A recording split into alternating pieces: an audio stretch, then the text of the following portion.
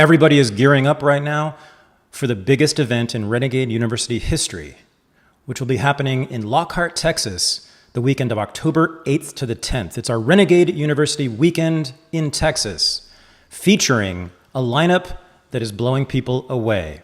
Scott Horton, Cody Wilson, Deirdre McCluskey, Jack the Perfume Nationalist, and Hotep Jesus will be joining me and Buck Johnson at a beautiful 1-acre spread in the barbecue capital of the Longhorn State, October 8th to the 10th.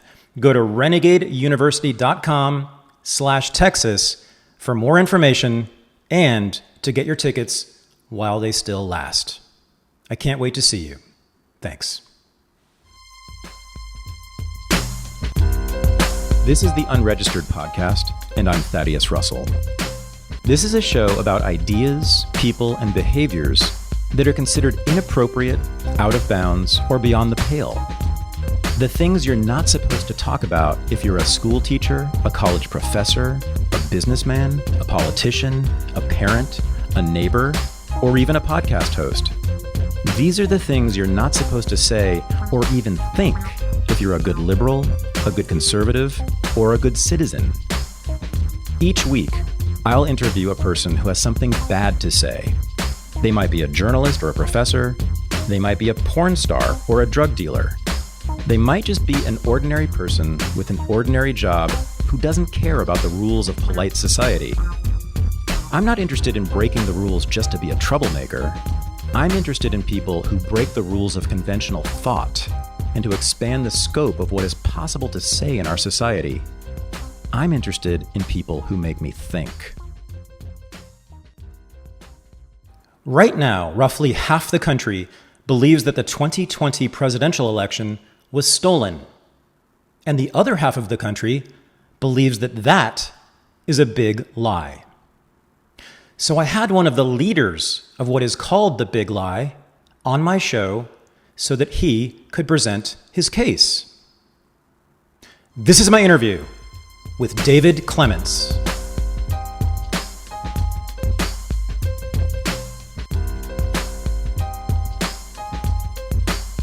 I am joined from Las Cruces, Mexico, by Professor David Clements, who I have seen on Steve Bannon's War Room several times. It's a show I'm coming out now. This is like coming out as a communist in the 1950s or as gay at that time too.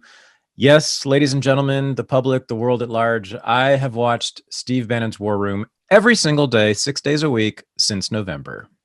And that is because on election night, it sure looked funny to me what was going on. And I said this on Twitter, and I was hammered, even by people, many, many people who hate the Democratic Party, who are anti-left, who are anti-liberals, who have been somewhat sympathetic to both the Republicans and to Trump. They thought I was insane and stupid, and they worried about my mental health and my intelligence. And so I saw this professor of law at New Mexico State University get up there in Trump world, in the midst of Trump world, and present, along with Peter Navarro, what I consider to be at least a very persuasive case that the election of 2016, the presidential election of 2016 is when the Russians stole the election. David, didn't you know that?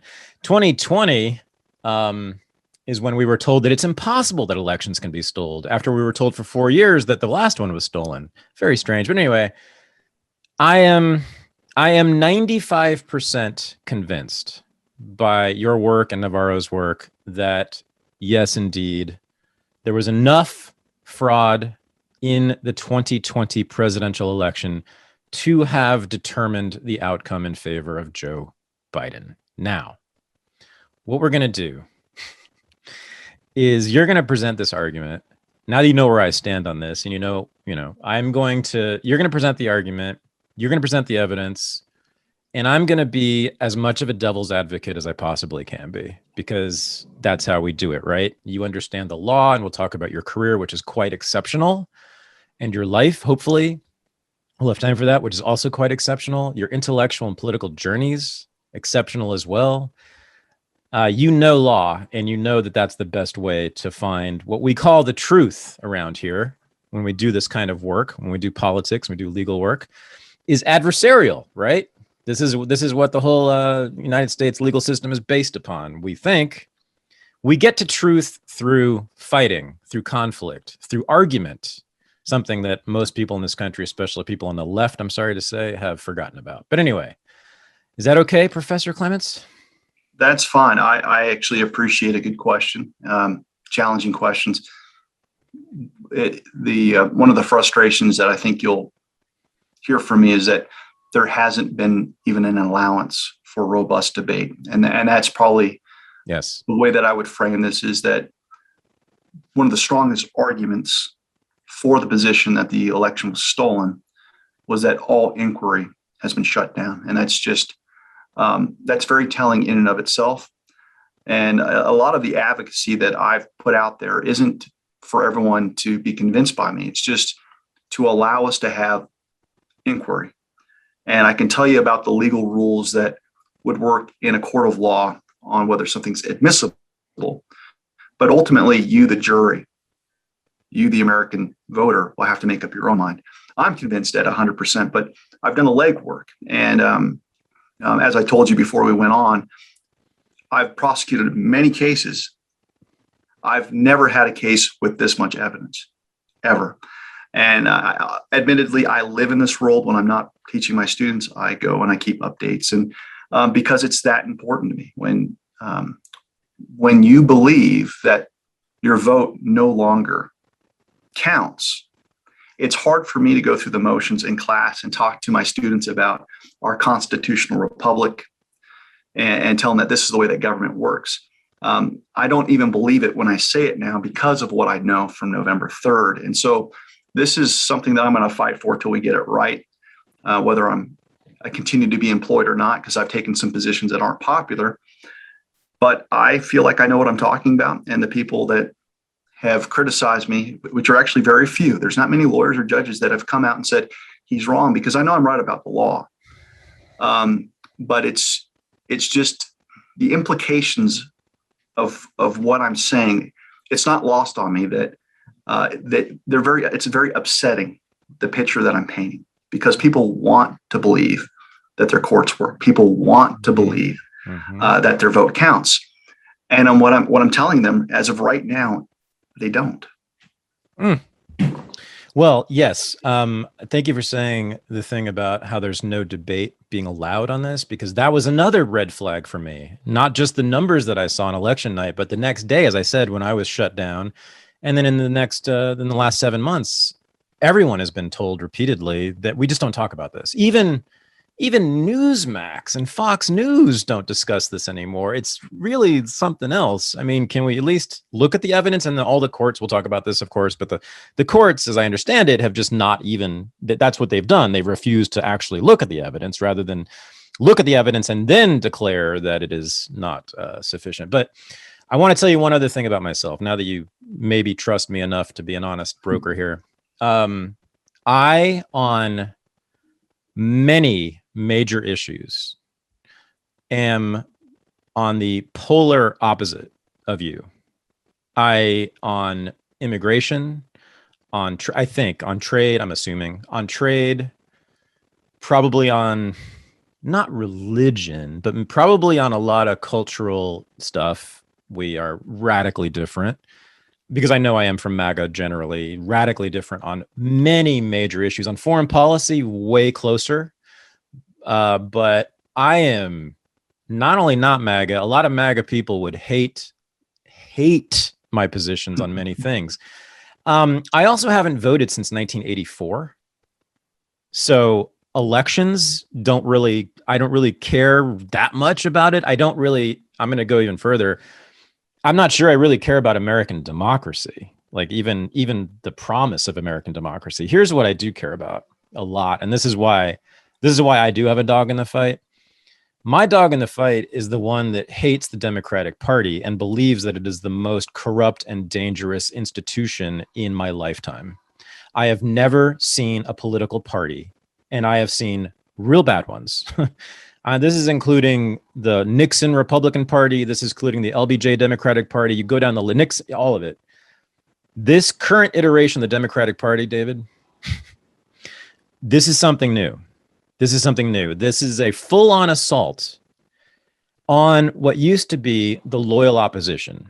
They used to not just tolerate the Republicans, but be civil and friendly to them in many cases. And in generally, even when it was George W. Bush and Ronald Reagan, who many people on the left considered to be Hitler as well, Trump's not the first one, they still treated them like they were legitimate and should be respected, et cetera, et cetera. With Trump, that all changed. And what they did was they reverted to, or not reverted, they moved to what I call an eliminationist stance toward the formerly loyal opposition. You and what MAGA represents, and it's not the establishment of the Republican Party, it's the MAGA insurgency, and I want to talk about that a lot, which is the most interesting thing in American politics that no one's talking about. They are out, and this is very clear, out to get rid of you. And if that means silencing you, if that means shutting you out of all the modes of communication, which they're doing, if it means putting you in prison as domestic terrorists, if it means convincing all of our school children that you are shameful racists and that is all that needs to be known about you, they're doing all those things. And yes, their goal is to wipe you from the face of the earth.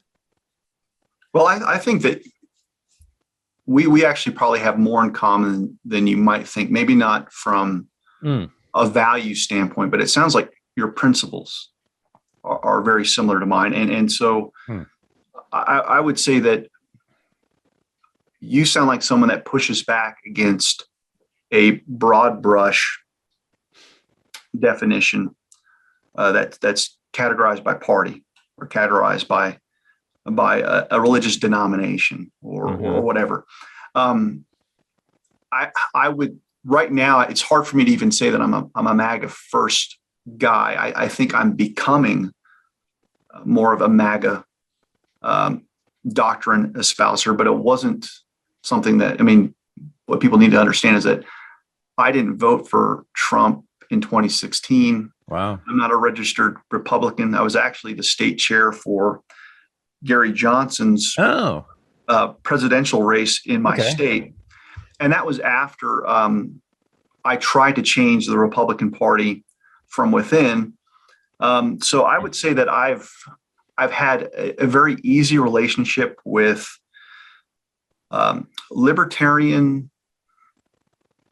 which I would say from a political philosophy, I'm very close to that. But I honestly believe that the Constitution's a libertarian document. Okay. But that's also allowed me to have really healthy discussions with classical liberals that I probably don't share their social values, but I'm very comfortable with live and let live. And I actually love talking about those items from a theological framework, because I honestly think that the best way that you can reason with someone is to develop a non-coercive relationship where you build trust and you exchange ideas.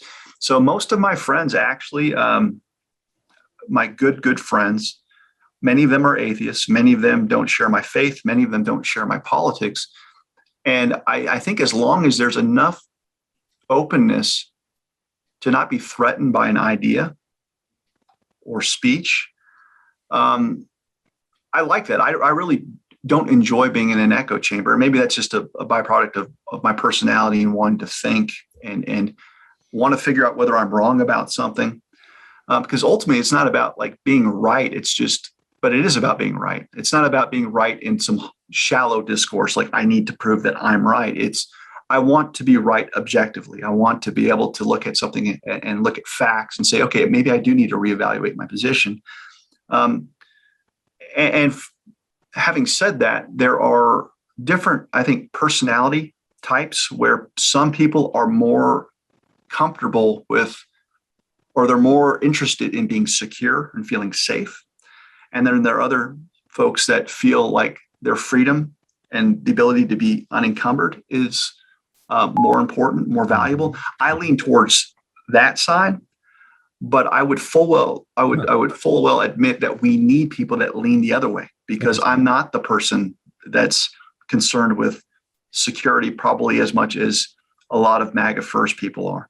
I think that, it's kind of like that tension between Jefferson and Hamilton. Mm-hmm. I'm a Jefferson guy. I'm not a Hamilton guy. I mean, there's a lot that I don't like about Hamilton, but I think the tension was necessary. So that's probably the space that I inhabit. Okay.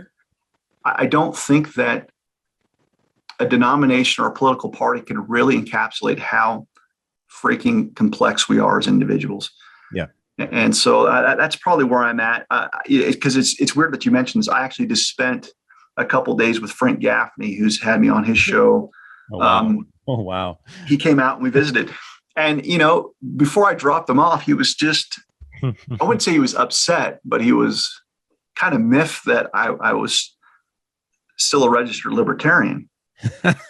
and Frank's big in the national security world. He is a national security guy going back to the Reagan administration. This is a guy that dealt with the Star Wars program. Yeah, can we pause for a second on Frank Gaffney? So Frank Gaffney is a regular on the War Room, and Frank Gaffney, so I'm very enmeshed in the anti-war movement, so I know all the anti-war people, libertarians and left-wingers.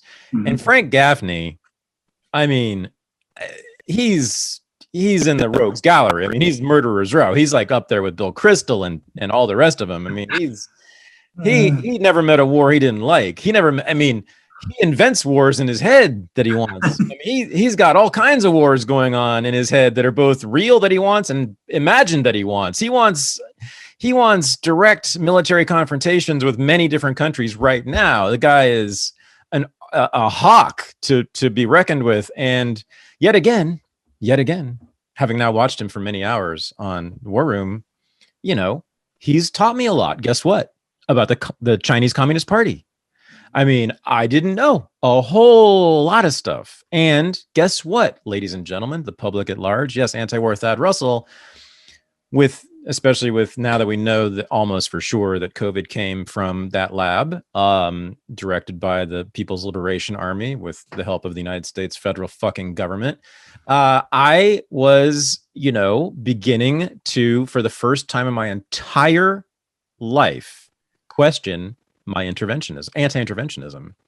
I began to think, I mean, I don't want to go to war with China. Don't get me wrong. I do not want a war with China unless it's absolutely necessary. I don't think it's necessary right now. But God damn it, if they're going to be killing us on a mass scale like that, with even by accident, we have to do something. So anyway, Frank Gaffney is that kind of guy. You said, and he found out you're a libertarian. What was he interviewing you about? Well, this was just, I had gone on his show, and then he came down to New Mexico. We wanted to meet in person and talk because a lot of our interests overlap. In my scholarship, I've been focusing on propaganda in the entertainment industry because there are business ramifications on people creating tentpole features that effectively are indoctrinating people to adopt a leftist, progressive, Marxist viewpoint. And the interesting aspect of that is that, you can greenlight a $300 million film and no one's going to have to report that on campaign finance reports. And so it's a really interesting way to circumvent, but yet influence far more people than a campaign ad. I mean, in many respects, these movies are giant campaign ads for a different way of life, which is something that rejects the West, rejects an America message. And so we talked about that, even though really we wanted to focus on the election stuff when we're on TV. But we've got some mutual friends. We decided to come and talk about that because, give you an idea, the Chinese Communist Party indirectly owns about 95% of movie distribution. They through the Wanda Group, they own AMC theaters and many others. What? So, yeah. They own vast commercial real estate, places like Vancouver. They've started to buy culture centers from that Americans think of as uniquely American, like the Iron Man in Hawaii. That's now under Chinese control. And so when you think about the storytelling apparatus of art and the culture of just sharing stories, if you're a filmmaker, every budget that you have to write out, you have to account for distribution. So when you want to get greenlit and have financing, they're going to say, well, who's going to show your movies? Well, when the Chinese Communist Party through the Wanda Group owns your distribution centers, i.e. your theaters, there's no way that they're going to greenlight or allow you to show a film that's critical of China. And to make matters even worse, China has a quota of allowing American-made films. Only 34 of those will air per year in communist China. So think of that market of at least 1.3 billion people that will go to the movies there. So there's not one movie that's a franchise level blockbuster that doesn't send their script to communist China script doctors, because that's the difference between a movie making $100 million and $500 million. Huge, huge business there. So they call it the Pander Express. You have to pander to them. And the way that you see this real time is, you think of that movie, The Martian, with Matt Damon. Everyone's seen it's like, it's a great movie. I was entertained. Then you find out, well, what's the basic theme that you see there? Americans screw up, bungle a mission, and leave a guy stranded on Mars. Americans try to save him, bungle that. And at some point, Chinese, through their benevolent nature and their technology, helps us save this guy and get him off the planet. Wow. Look at First Man, movie with Ryan Gosling. Yeah. Interesting enough, one of the most patriotic things that you would expect in that movie is the planting of the American flag. Communist Party says you're not going to do that, and we didn't. Top Gun 2, which hasn't been out yet. Everyone remembers the bomber jacket that Tom Cruise had with the flag of Taiwan on his jacket. Now you look at that same patch, it's a bunch of geometric shapes that kind of looks like Taiwan, but it's not. Wow. And you can look at any movie. You can look at even a Marvel film like, what is it? Iron Man 3, for instance.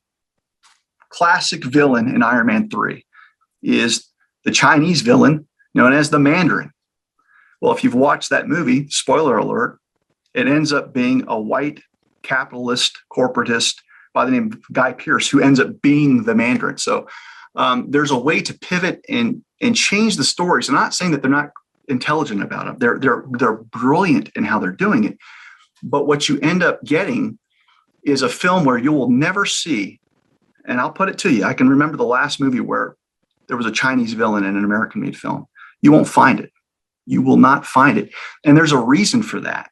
And so we've lost this culture war where people talk about how politics is downstream from culture, but the culture is downstream from art. And the battle that we've been losing is that we've lost our art. We've lost our stories. Okay. And the byproduct of that is that I get students that are young men and women that have already been turned to mush from the movies they watch. They show up into the university system and they're surrounded by Marxism. They're surrounded by Confucius institutes. So for me, this was like ground zero and a really long explanation, but this was part of the reason why Frank and I wanted to talk about all things communist China. And but even my positions on national security have evolved because I think I'm probably more like you, non-interventionalist, don't like entangling alliances. But when you feel like over the past year that we were possibly positioned to be wiped from the human race because of a bioweapon, when you see our liberties being eradicated and we're isolated through the greatest psyop that I've ever seen or ever witnessed. Which one? There have been a few. Yeah, there's been a few, right? Then, I mean, I really honestly don't know which one you're referring to, because I can think of 3 off the top of my head that are all epic. Yeah, well, we can dive into that, but we were so vulnerable as a nation, which is very, very unique for Americans. We're always the ones that have to look at vulnerable nations overseas, and it's changed the way that I've looked at like Israel. I feel like being attacked here through a bioweapon. I'm like, I can't be just abstract, ideologically possessed with my libertarianness. This was scary. And when you believe that the election was stolen and you feel like the rule of law is no more, it's like, I could see why I would want someone that's benevolent to help me. If it comes to it, hell yes, send someone here to help us from ourselves. We've never been in that position in this country yet. I'm wrestling with that. So I think because we're on the brink of maybe not collapse from the standpoint that we're both enjoying our comforts. We both have food in the fridge. We both have the lights on. We're not like a third world country, but the very fiber of what makes America great from a standpoint of being a bulwark for liberty and freedom, that's on the brink of extinction if something doesn't change really, really quick. And now I'm starting to look for friends internationally. It's not enough for us to be the big guy. It's like, is there anyone else out there that shares our values? And that's been an education for me. Wow. We have a lot to talk about, David, but we got to do the election. So, and then maybe we'll get back to this other stuff too, because I could have you on for a day, I think. So here's how I've seen it. So you and Navarro get up and do your thing, and you've not just on the War Room, but you've given presentations in other forums and at was it Hillsdale College? Or no, Regent University. Regent University, right? Michelle Bachmann's school. And that's, by the way, that's online. Go to Regent University, you'll see it. David and Navarro, I think, right? Both gave. Was it just you, or was it Navarro too? You both gave Navarro, presentations. oh, it was a lot. The Hoff brothers from Gateway Pundit, Navarro, Ben Carson, myself, right. Three attorney or Secretary of States basically did a deep dive on HR1. Right. It was 7 hours. Yeah, right. Check it out. But anyway, so I see you guys get up and do your presentation on this, and I see the statistics. I see the numbers, number of voters from out of state, X, number of illegal voters, number of dead voters, X, number of, I see this list, and I've seen other people say the same thing as me, which is if 1/4 of that is true, then they win, they're right, and this is over, and this election was stolen. I guess the problem is, for me and a lot of people, and I think maybe for you, and it's not really your fault, is that it's hard or maybe even impossible to see the original sources, right? For us, like for I could show you where to get the original sources. That's not a problem because we've done the work. Yeah, so that's one of my, when people want to call crap on what I'm saying, what they don't understand is that I've compiled every source of evidence and basically organized in a way where you can find it and you don't have to take my word for it. So part of the journey is, there are people that are usually arguing at a very superficial level, again, because it's psychologically, they don't like the idea of what I'm getting at. They don't want to believe that the election was stolen. Sure. And so the biggest critique I get is, well, if you're right, why did so many judges dismiss the case and comment on the quality of evidence? And that's it. And then I say, well, let's get specific. Which courts had an evidentiary hearing? And they don't know. I'm like, well, you can't say that. There you go. Without having that precise discussion. And so I can tell them, because I've looked at the cases, I've pulled the dockets, I can provide them the links of the case and prove it, that 99.9% of those cases held no evidentiary hearing. So you can't get the merits because of this thing called standing. And what people have to understand is when you make a legal decision saying that the parties before the court do not have legal standing, they don't go to the merits. Right. It's a legal question. And if you don't go to the merits, you can't comment on the quality or the nature of the evidence. One follows the other. The reason why there's confusion is that there were 2 or 3 cases that were of election outcome significance. There were other cases that addressed certain merits, but it was low-hanging fruit. So there have been cases where people prevailed on the merits that were pro-election integrity. But these weren't cases where you were going to side who whether Trump's going to be reinstated. There's like 2 cases.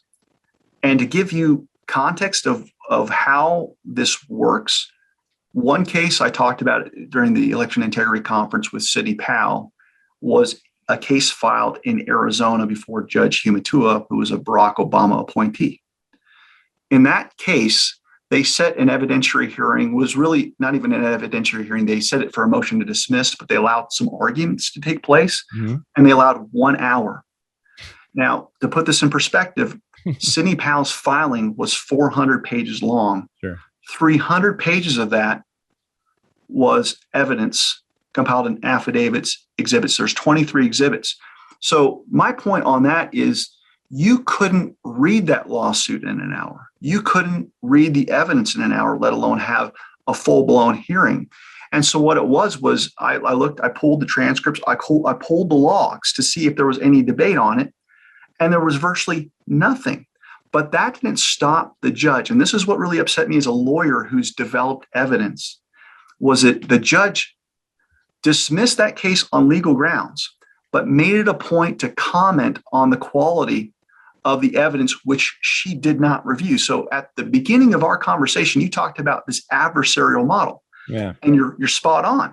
What people don't realize is it's the job of the attorneys to develop and cross-examine the evidence. So Team Pal should, through her lawsuit, put someone on notice. This is what I've got. It's not exhaustive, but this is the person that's going to tell you something. And we're going to develop that by putting him on the stand and giving him as much time that he or she needs for you to get a sense of whether this is good evidence or not. That never happened. And so the fallback of this is when Humatua gave her order, it was the very next day. So the case was filed like on December 2nd. By December 8th, she had her order to go. The hearing was on December 7th, which means as a former clerk, they started writing her order from the moment that case was filed with a certain conclusion in mind. And you would have had to have been dazzled to change the briefing because, again, everyone's waiting. The entire country's waiting. So there was really no meaningful discussion of the evidence. There was no one that took the stand and developed it. There wasn't a back and forth cross-examination. There was nothing of the kind. And when Judge Humatua put out her order, she started kind of talking shit about the quality of evidence. And I'm like, that's so inappropriate because you're now moving your objective, neutral position of judge to evaluate the arguments from the plaintiff and the defendant and making yourself an advocate. And so she did that. And I think this was, there was a reason behind it because as soon as she put out the order, what happened? The mainstream snake news media took her line, her commentary, which was unjustified based on the fact that she didn't have a real hearing, and ran with it. And so every argument and critique that I've entertained as a law professor was, well, they said that this evidence was crap. I'm like, she didn't have a basis to say that. And there was another case, was even worse, out of Nevada, where the filings were 1,200 pages. And I think they gave them like an hour. That's it. So when we talk about the robust checks and balances of the court to evaluate it, there's been over 450 lawsuits filed dealing with election integrity countrywide in various counties. I've done an exhaustive review of over 90 of them that were filed by heavy hitters. And so when I tell you, let's get specific, you want to go through the pleadings, I'm telling you the vast majority of those, zero evidentiary hearings. And so one, I feel like it's my duty to hold the line and say, that's bullshit. I'll tell you how it's bullshit. And the two cases that you can kind of pull out your ass and tell me that there was an evidentiary hearing, let me tell you that there wasn't. And so we start there. And next thing you know, people are like, okay, well, I don't like that, but I can't prove them wrong.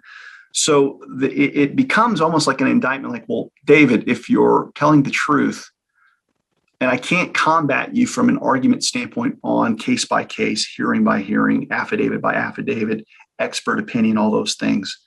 What they're really fighting against is the psychological mind F that comes with the idea that maybe the election was stolen. And I can't believe that. And I can't convince someone emotionally. I can't alleviate their fears if it's a conviction that they're wrestling with, saying, I just can't believe that. And that's the battle I'm having. It has nothing to do with legal analysis. It has everything to do with someone's capacity to understand evil. And some people just can't believe that our country has evil, bad actors that have permeated different positions. And for me, it's really not that difficult because when I was a prosecutor on the border, I saw corrupt cops. We had judges coming out with white powder on their nose. We had a police chief that was sent to prison for his involvement to the cartels. We had a mayor in Columbus that went to prison for his involvement with the cartels. So for me, this was like 10 years ago. Like I've seen people that we would normally admire going, you know something? They're just like everyone else. They've got conflicts. They've got struggles with power.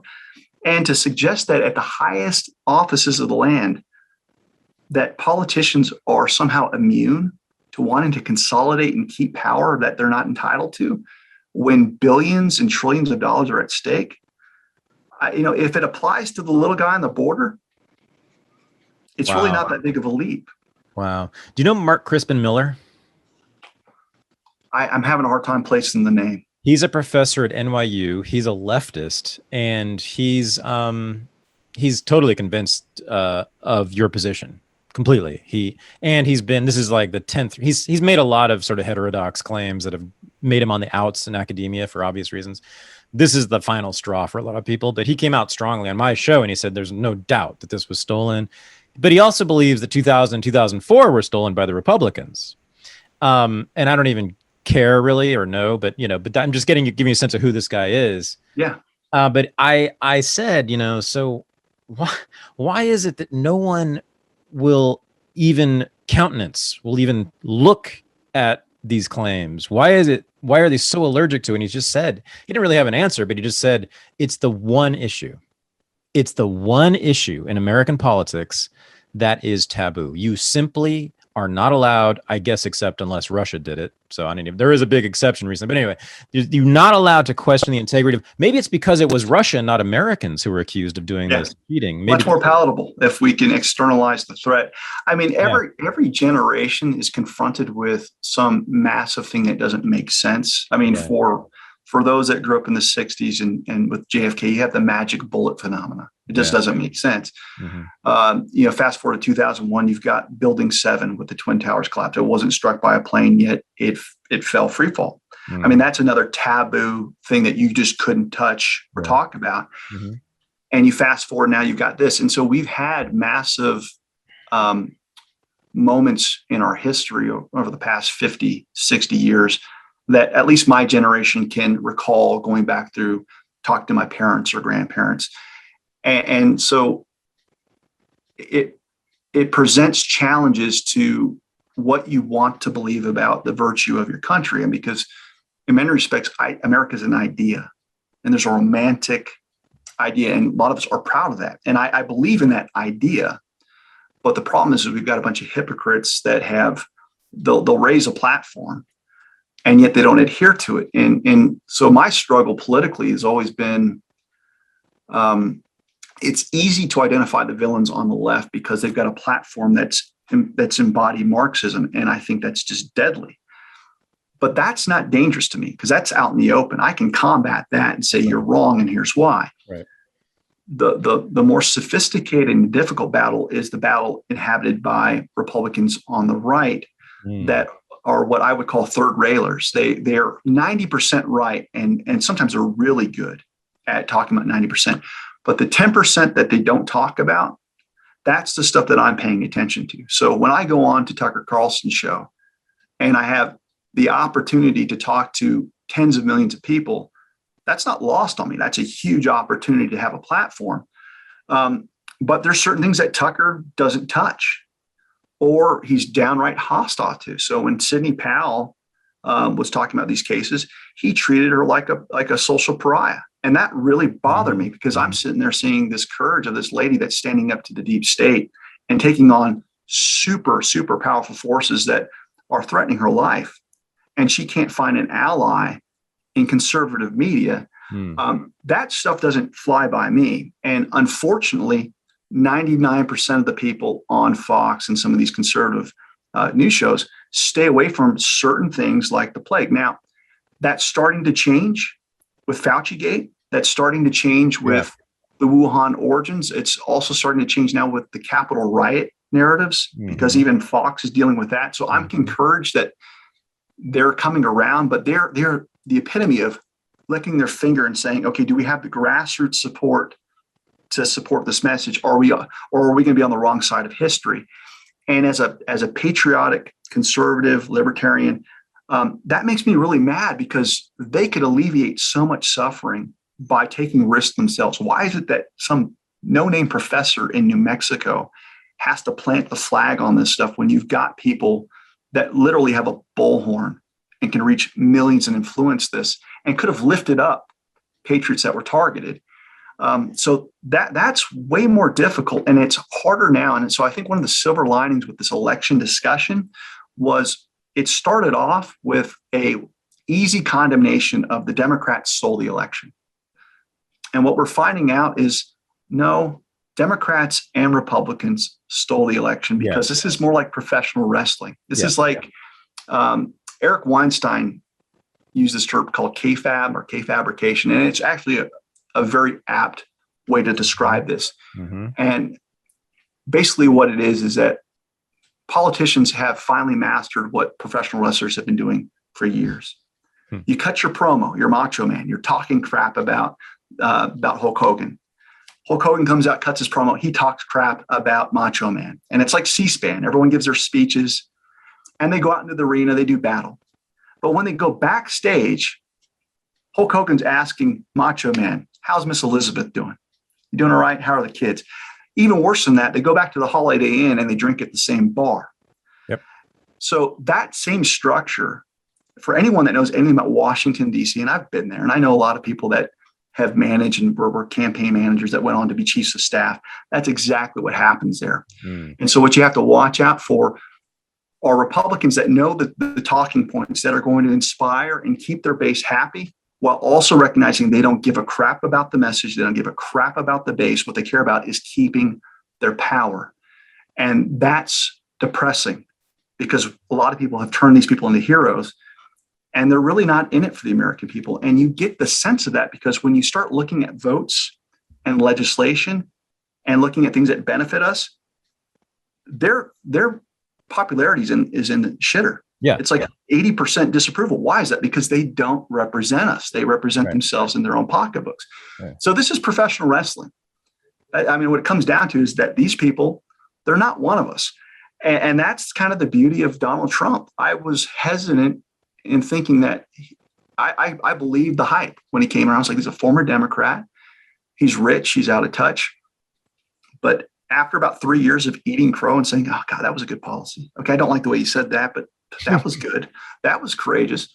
I'm like, his superpower is he pisses off everyone that I intuitively hate. And that's got to be worth something. So, I mean, long rant, but that's kind of the environment of free thinkers is we're trying to discern what's right and what's wrong. And we just need to encourage and foster what we're doing right now, which is just, let's ask questions, let's push and prod each other. And you can make up your own mind, but we're not allowed to make up our own mind. That's the problem. Amen. MAGA is going to take over the Republican Party, I'm pretty sure. And that's going to be quite a thing in American politics. But let's do the case. So first of all, I want to know, before we do the case, actually, I want to know, on what basis did these judges determine that these MAGA lawyers had no legal standing? What was the argument that they made for why there was no legal standing here? There's old case law. It goes back for many, many years. And it was actually even strengthened by Justice Scalia, of all people, which wasn't good. And I actually had Professor John Eastman on, and we talked about this. Standing, in order for you to get your case heard before a judge, for them to hear the merits, there's certain questions that they have to resolve. They have to ask whether or not your controversy is justiciable. What does that mean? Basically, what it means is that they don't do advisory opinions. They don't want to deal and resolve with abstract arguments. They want to make sure that there's something here and they can provide you relief. They want to make sure that your case isn't moot, is it even relevant at this point if you've been made whole to bring the case. We can't address that. And then there's this thing called a legal standing, which requires that your injury be particularized. It's got to be a concrete and particularized injury. And 99.9% of these cases were dismissed for having a lack of standing in this sense. They created a fiction. Like, yeah, I know it feels like a harm, feeling like your vote didn't count, but that's a generalized injury. We all felt it. It's not particularized to you. Okay. That's the American people. And generally what happens is when you're dealing with generalized injuries, and I disagree with this because I think the election's so different. But to give you an example, think of like Obamacare when it passed. it was passed through legislation in a flawed ruling by Justice Roberts, but it came through a legislative process. And so even if, the business owner that's now got to make payroll and account for all the different added expenses to his business because of Obamacare, that doesn't feel like a generalized harm to them. It feels like a particularized concrete injury. But legally, it's generalized because it was a policy framework that brought it about. We all suffer under it. And guess what? Your remedy is political. If you don't like it, vote the bums out of office that created the legislation. Right. And so elections inhabit a very similar sphere where people could say, you don't like it, get rid of the bums that are there, use the political processes rather than the courts. Now, I think that there's fundamental problems with that argument because foundationally, the elections are so sacred that if you're saying that the elections themselves are compromised, you can't trust the political process as a remedy. Right. Because you've gamed the system to where you have to go through the same flawed machines to get your remedy. And so the challenge that the courts found themselves in, whether or not they were aware of it, is that they were using old, out of place legal doctrines that have no neat fit to the circumstances before it now, because they won't even entertain the idea that the machines are faulty. So there's problems with it, but that was what was on the books. That was the case law that they had to follow. I think there's going to have to be a new case law or jurisprudence that's formed out of our 2020 autopsy, that this type of injury is not generalized. It's de facto particularized, and I can even drive it down even further in the sense that most of these machines don't count one vote, one person. They actually have a decimal fractionalized ability to basically assign weight. So a lot of the theories are that some people were able to use algorithms and give Trump 0.75% of a vote and give Biden 1.25%. And we got to prove that, but that's the prevailing theory. Mm-hmm. Well, that's not generalized anymore. That's as particularized as it gets. You're not even affording me, my full vote.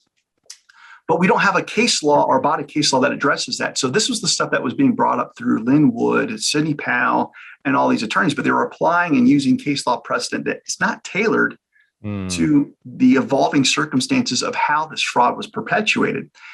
And so the phenomena that I observed as a professor was that the courts, one, were acting out of cowardice.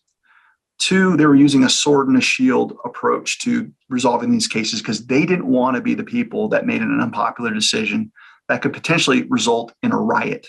Antifa going wild because Biden doesn't win. And that's a real concern.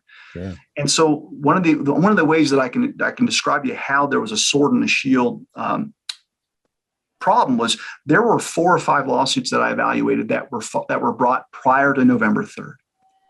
And they were filed by Republicans saying, look, your laxity in changing our rules on how we do mail-in voting, it's going to create fraud. The way that you guys aren't even following your state constitution, you're not even letting the legislature set up the rules. You're letting the Secretary of State or some other backroom deal change the way that we vote. That's unconstitutional. It's wrong. It's going to create fraud. Well, the court said, you know something? That's speculative. You're telling us what's going to occur, but it hasn't occurred yet. Therefore, it's moot. Case dismissed. So that's one way to raise the shield. Well, then there were cases filed after November 3rd saying, do you see what happened? Fraud occurred. We were right. And you'd have people like Sidney Powell who file their lawsuit, and it takes weeks to assemble all of the stuff. And she'd file it, and then she'd get chastised by the judge saying, you're talking about Venezuelan bad actors. You're talking about Dominion voting machines being corrupt for 16, 17 years. Why didn't you bring this before November 3rd? Through the doctrine of latches, it's untimely, case dismissed. And so if we're being honest, if Sidney Powell would have brought that lawsuit prior to November 3rd, they would have said it's not concrete. So you see what's going on is there's this massive legal gamesmanship for them to pivot and push cases away. And if you look and do a sober analysis, it's clear as day that these people are saying, I'm going to use the legal process any way I can to not be the unpopular prick that's going to piss off a bunch of Biden voters or Trump voters. And so they're saying, this is political. Your remedy's political. Don't look at us. Go to your legislatures. And then the legislatures more or less failed us as well, because they're saying, go to the courts. We need a decision. It's like a Mexican standoff. Everyone's got guns pointing at the different branches of government.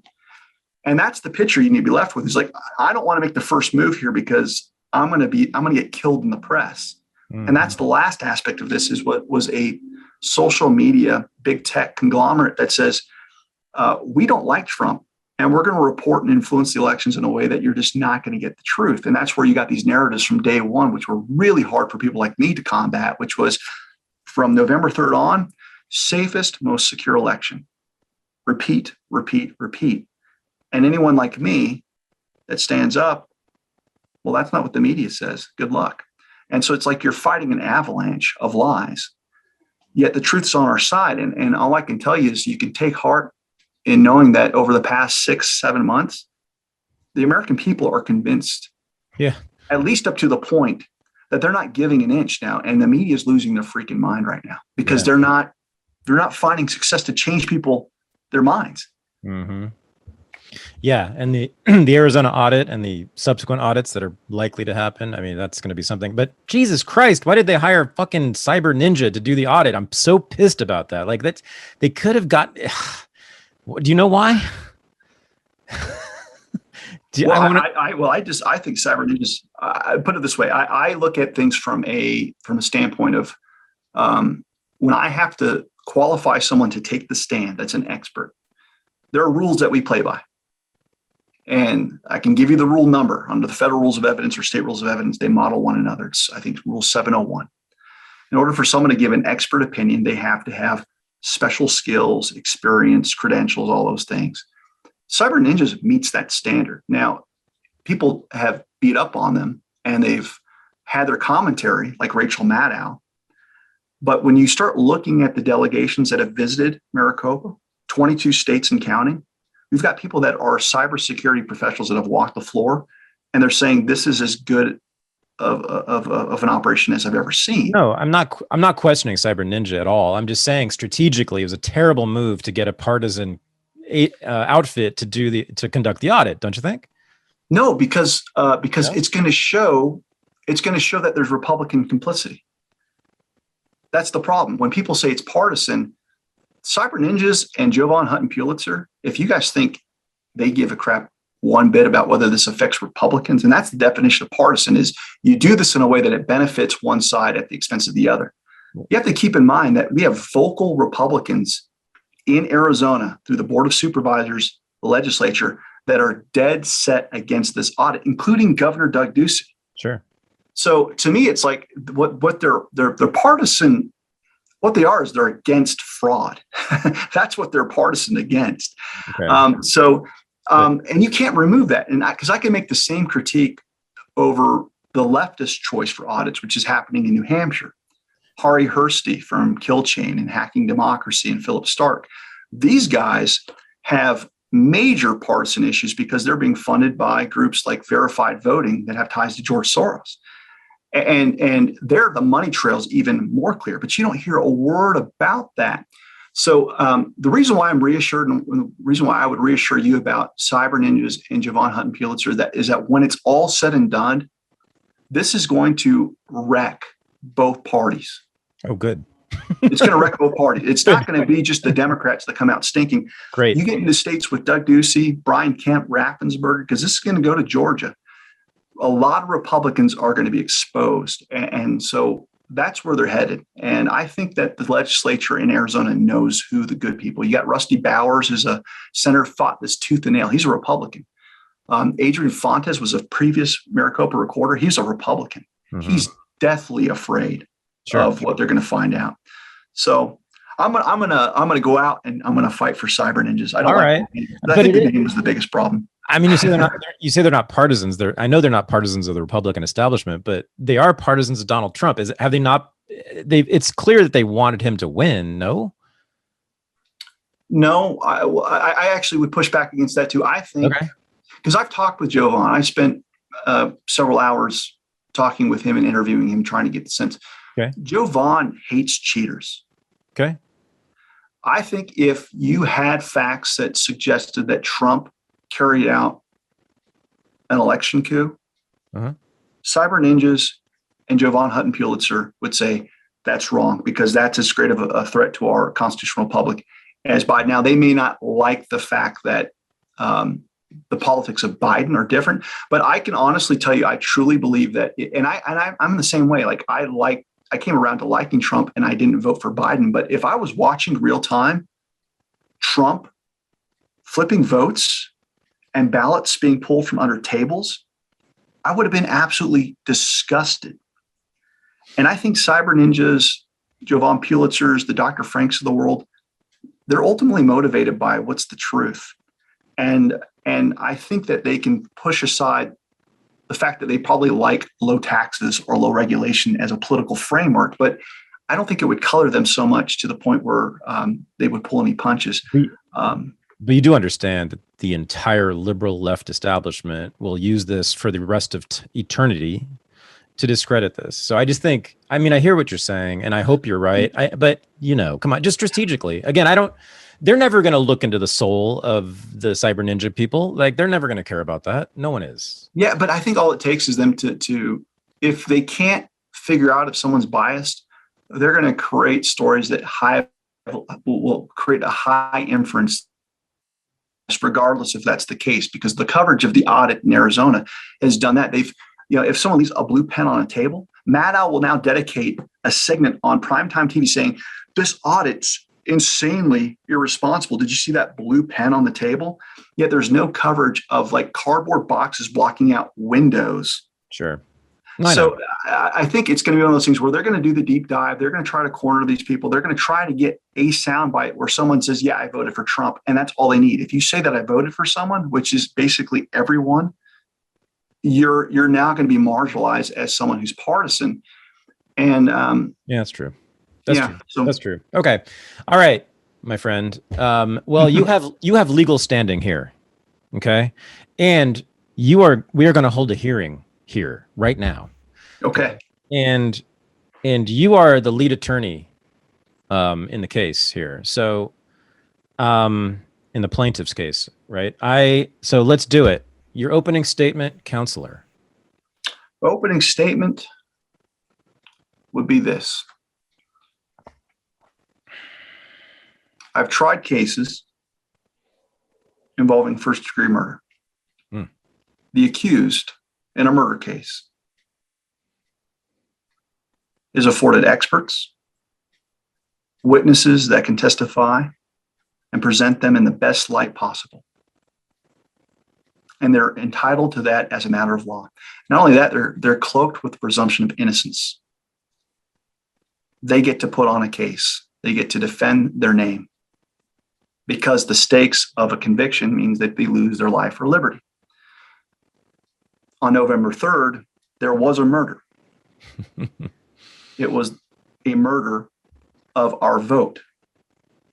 Shouldn't we, people that aren't accused of a crime, also be entitled to experts, witnesses that are eyewitness, that saw and observed certain things? And to that point, we have over 5,000 and counting sworn affidavits with people that are willing to risk jail time for perjury of what they saw, what they heard.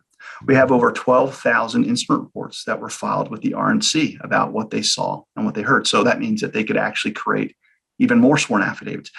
The significance of that is that for every affidavit, you have to picture someone who's willing to also testify in a court of law, raise their hand and say, this is what I saw. And you think about how long it would take to try your case with 5,000 witnesses.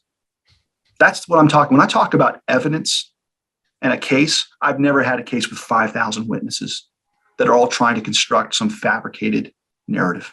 Mm-hmm. They saw what they saw. But you can't just take them at their word because there's other evidence that corroborates those claims. So we have video evidence where someone can take a screenshot and see massive flips on live TV. We have entire systems being shut down at 10:18 at night in 4 swing states, blackouts.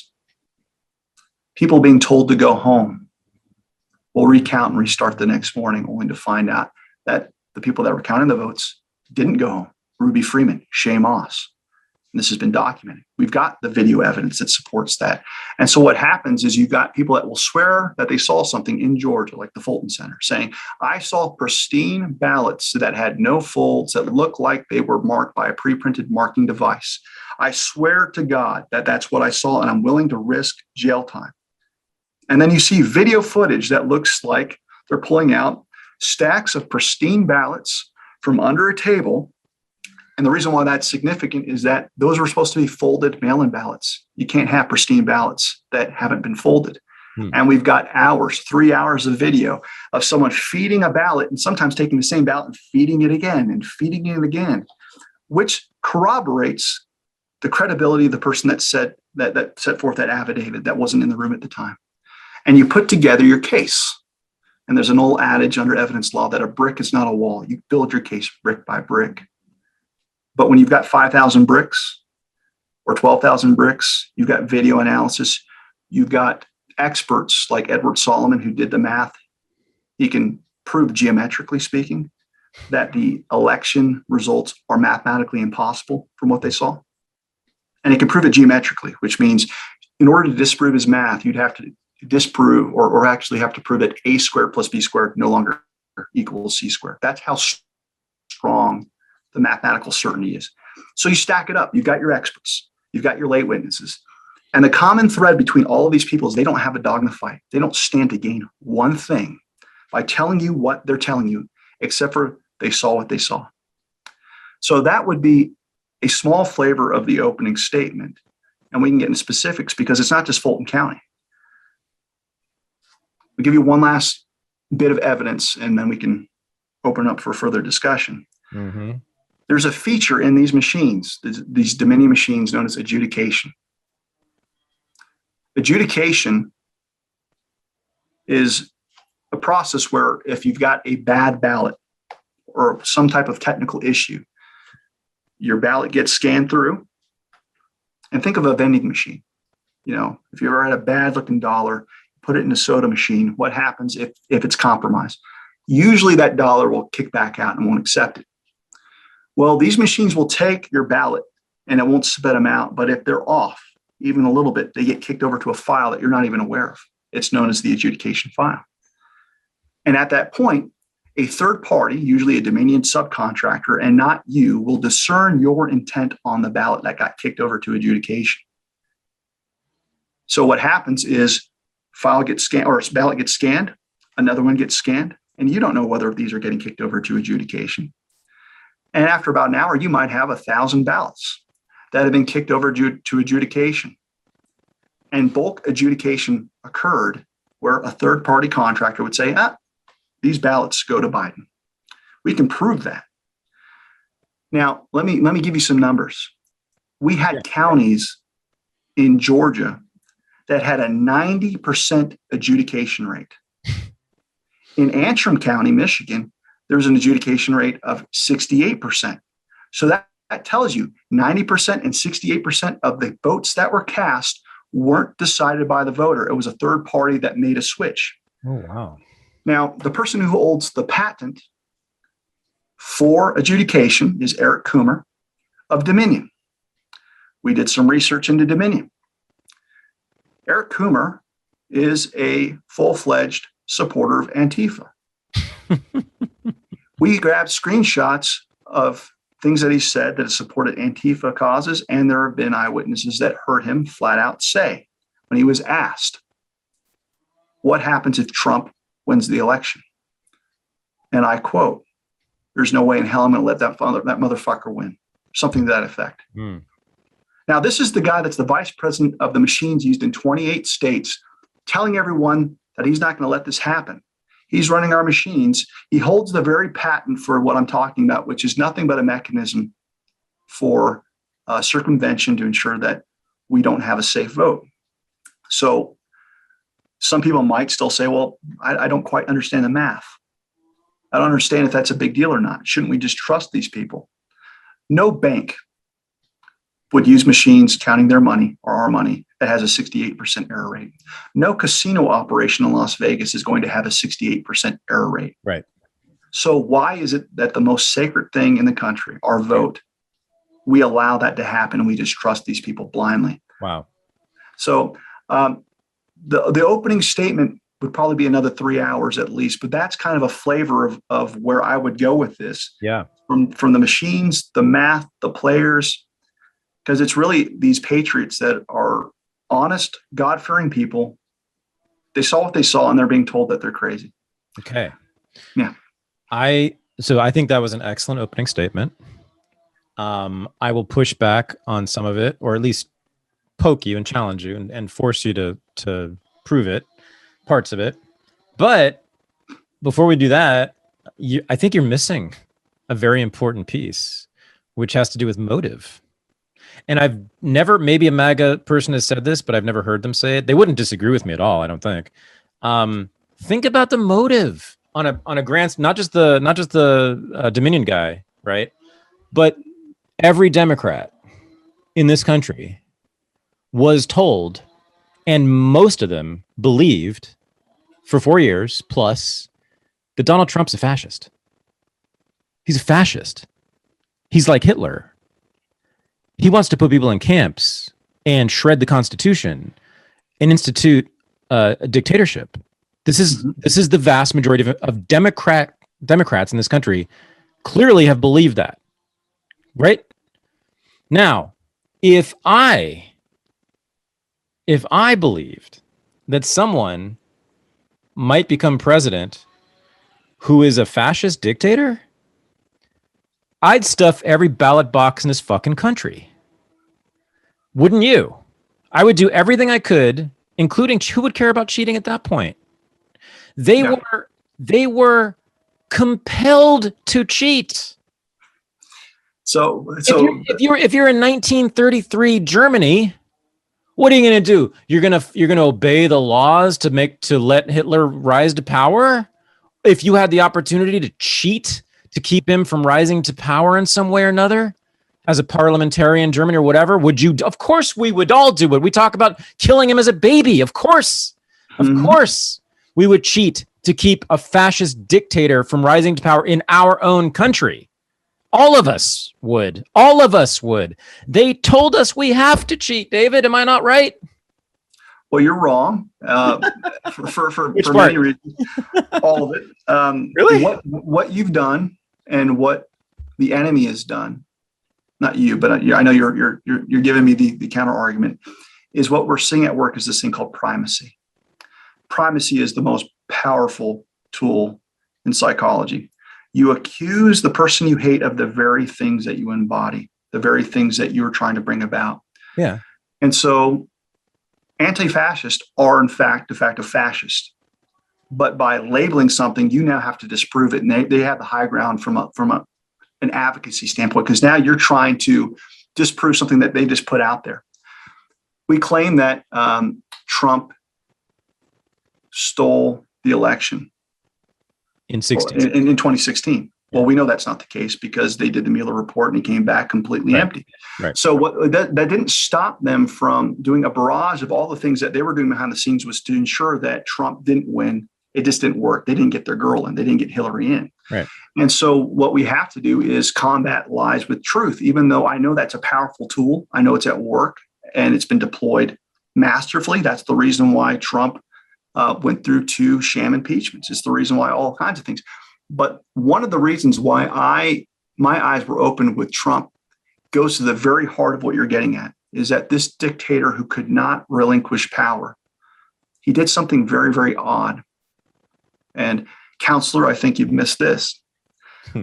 What emergency happened over the past calendar year that would have given him the legal authority to grasp federal power that would have been unseen? That would have been COVID. Mm-hmm. Sure. And instead of grasping that and becoming the dictator through emergency powers, which the left wanted, by the way, they wanted him to become a dictator, and he did not. And he didn't. That's right. He didn't grab power, and it was more accessible than it's ever been provided to any president in modern history. Yeah. He He said, no, states do what you're going to do. Yep. And so that the reality is that the attacks now are looking more and more silly. They were obviously effective at the time. Mhm. They're obviously untrue, because another difference between, well, Hitler and Trump is that Hitler was a maniac. He did have blood on his hands. He did have millions of people that were slaughtered. Trump doesn't have any of those things. And so what we've done is we've created this boogeyman of what he could potentially be. Yeah. Though we have no proof that he is that. And that's primacy at work. And so what we have to do is be rational, stand our ground, and combat that and call it for what it is. It's just like critical race theory. It's this whole repurposed Marxism, where we now create a no-win strategy where you are de facto racist depending on your skin color, or you are de facto discriminatory based on your gender, even though you can't control it. And wouldn't you know, we've got a whole methodology created that if you counter it or question it, that's proof of your racism. That's the kind of argument that's being deployed against Trump at all circles when it comes to fascism. No, I know. And those things. I think you misheard me. So I agree with almost all of that. Okay. I, Thad, do not believe that Trump is a fascist or a wannabe dictator. Yeah. I'm getting at motive. So the first thing I think, and this comes to this sort of like revulsion at the idea of American evil existing, right? And on the left and liberals, and I know a whole bunch of them, my family is them, I know it's this idea that, well, of course we would never cheat because we're good people. Hello, we're liberals. We're the ones who care about people. We would never cheat. Well, no, I'm saying to you, Dave, I'm saying the motive was established for the crime. Motive is really important in criminal cases, isn't it? Mm-hmm. You want to know why someone, if there was no motive, then why would they go to all this trouble to steal the election, right? I'm saying that they were literally, well, not literally, they were de facto, but overwhelmingly instructed to break rules to get Trump out because he broke all the rules. And when a dictator breaks all the rules, he's violated his right to exist. And so we can now break the rules. That's what I'm saying. Yeah, no. It's a compelling argument that basically gives them a natural law-like argument. Yes, they can break the law in the spirit of righteousness because they have confined Trump to this area of evil, and by any means necessary, it's in the Declaration of Independence. Sorry to cut you off. Right? It's Thomas Jefferson said we can kill the dictators. Yeah, so that's effective, but we should kill the dictators. We should kill the dictators is what the Declaration says.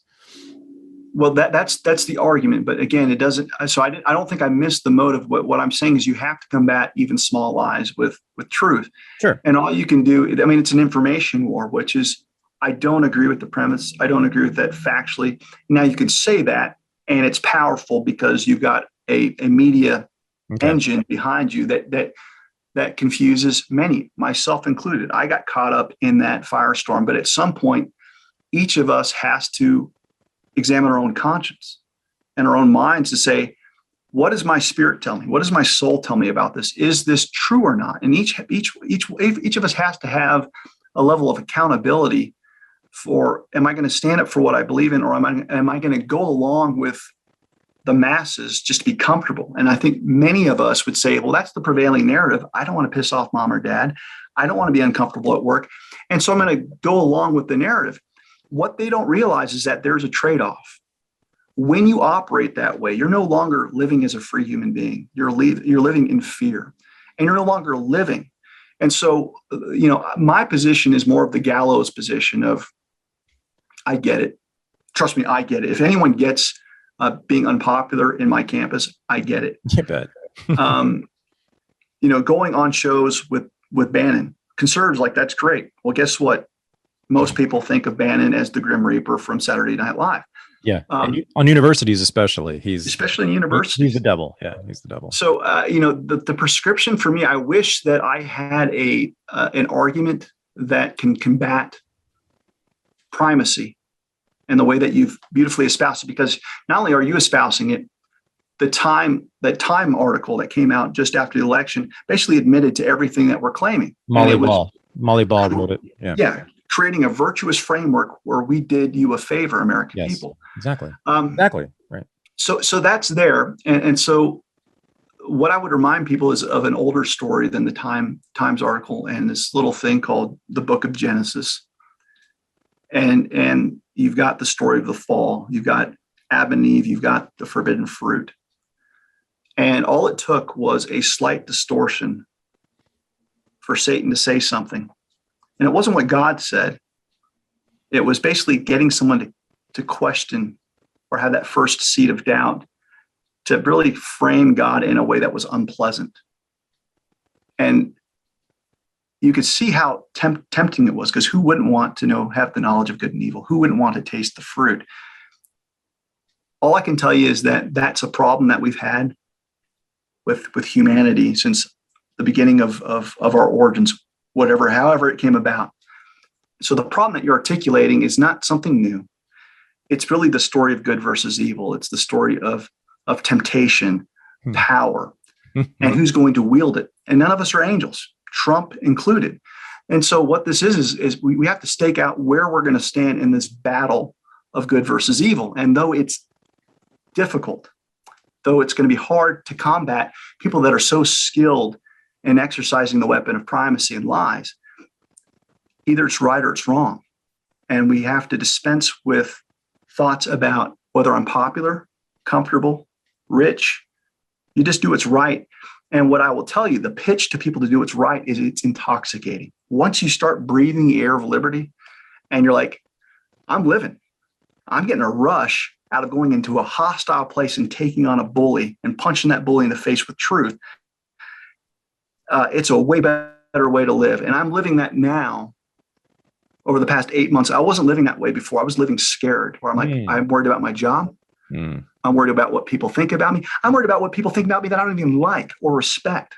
I don't live that way anymore. And I think what we're doing is we're trying to encourage other people to take a hold of this thing called liberty. And once you get a taste of it, it's like, I might go to the gallows, but I'm going to go there with my head held up high, because we're all going to meet our maker one day. I might meet him a little sooner than someone who's playing it safe.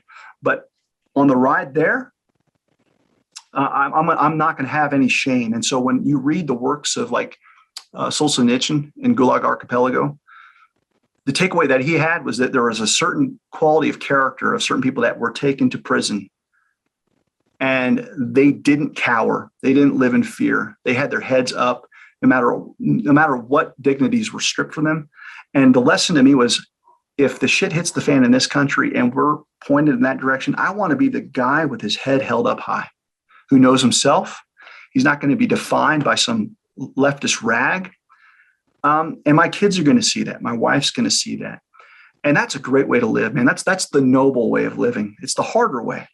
But that's what I want. And so what the Times article did, what the Communist Time magazine, so people know. Time magazine. Molly Ball, Time magazine, wrote an article. I think what month was that? It was like 3 weeks after the election. Yeah. Or something. I think it was early. I think it was late November. Yeah. I could be wrong. Right.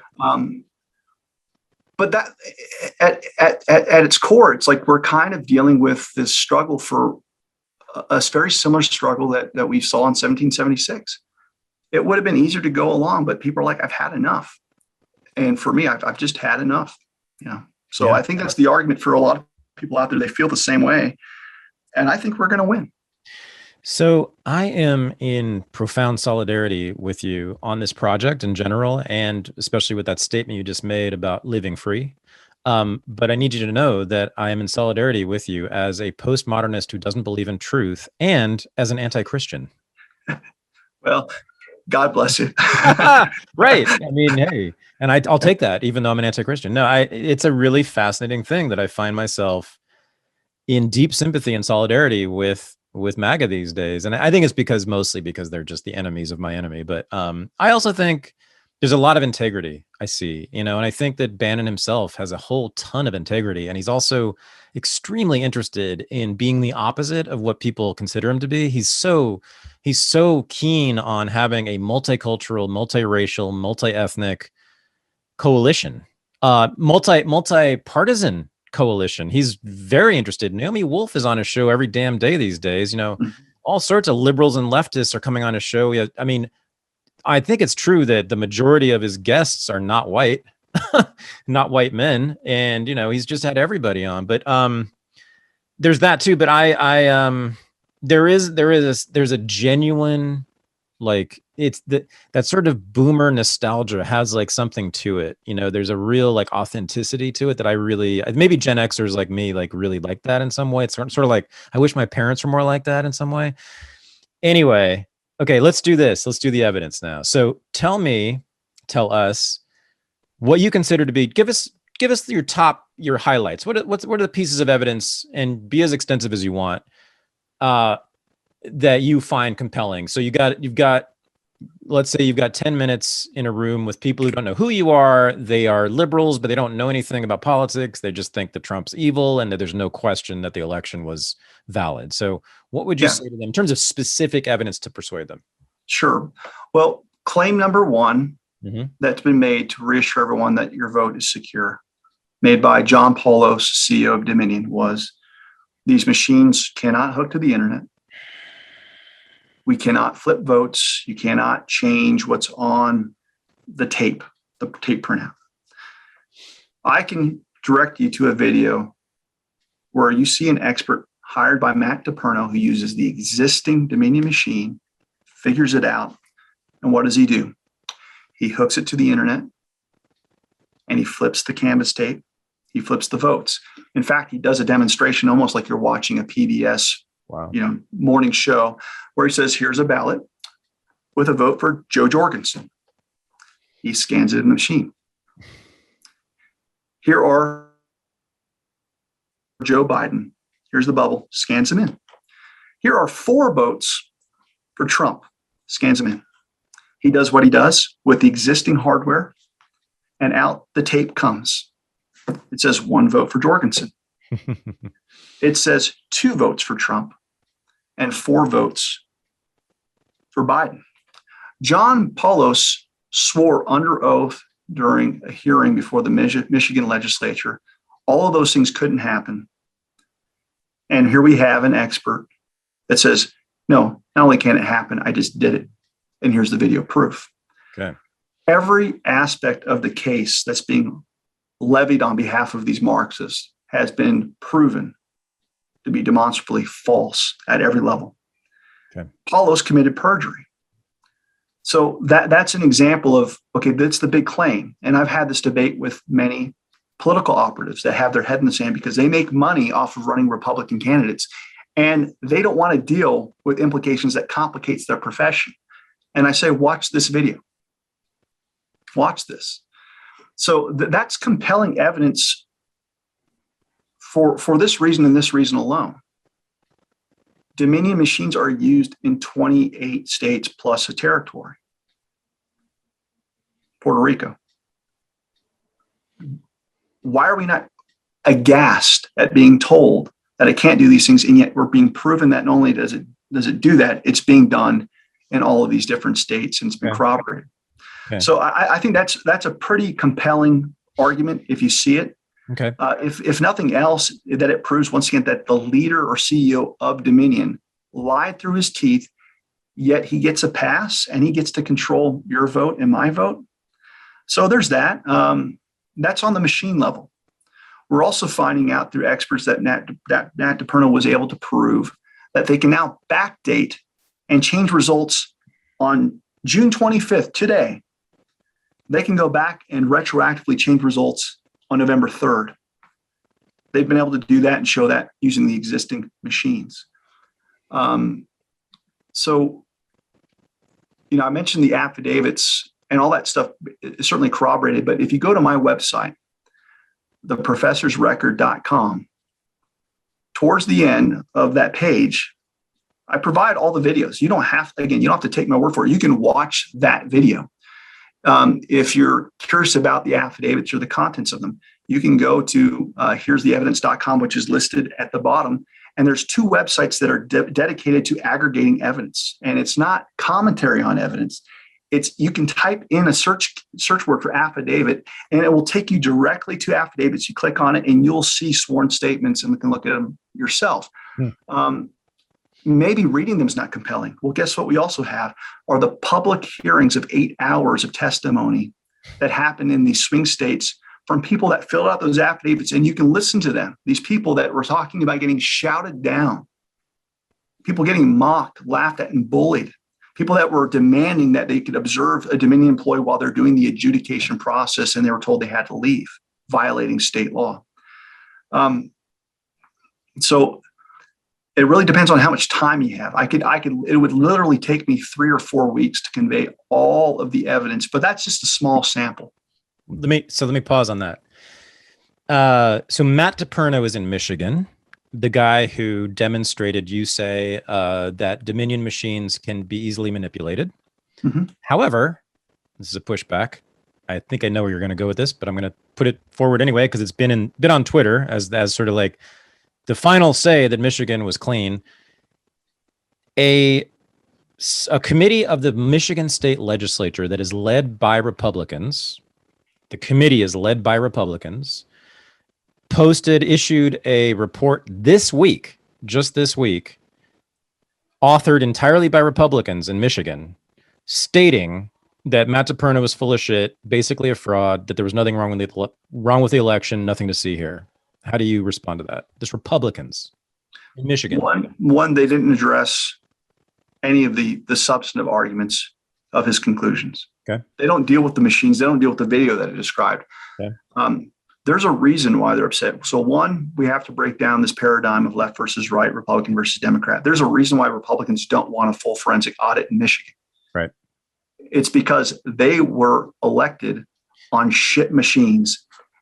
And if we do a full forensic audit, it's going to expose or compromise whether or not they should be in power. Oh boy. That's a liability for them. Okay. And so when you've got Republicans saying, no, nothing to see here, and you've got this lone crusader that's saying this is a problem. Well, the people of Michigan aren't convinced. They had over 7,500 affidavits submitted by Michiganders that says we're demanding a full forensic audit. You can have your opinion about Matt DePerno, but let us see for ourselves. You work for us. So either he's right or you're right, but both can't be right. So let us have the full forensic audit and let's find out. Let's see what happens. Let's scrutinize this the way that we did it in Arizona. What's the response to that? Why wouldn't an honest Republican who's for transparency and accountability turn that down? And the answer is there is no response for that. There's none. And if voter confidence is at an all-time low, which it is nationwide, your chief function as a legislature would be to restore confidence. And the way that you restore confidence is you do a full forensic audit. They don't want it. And it's telling why they don't want it.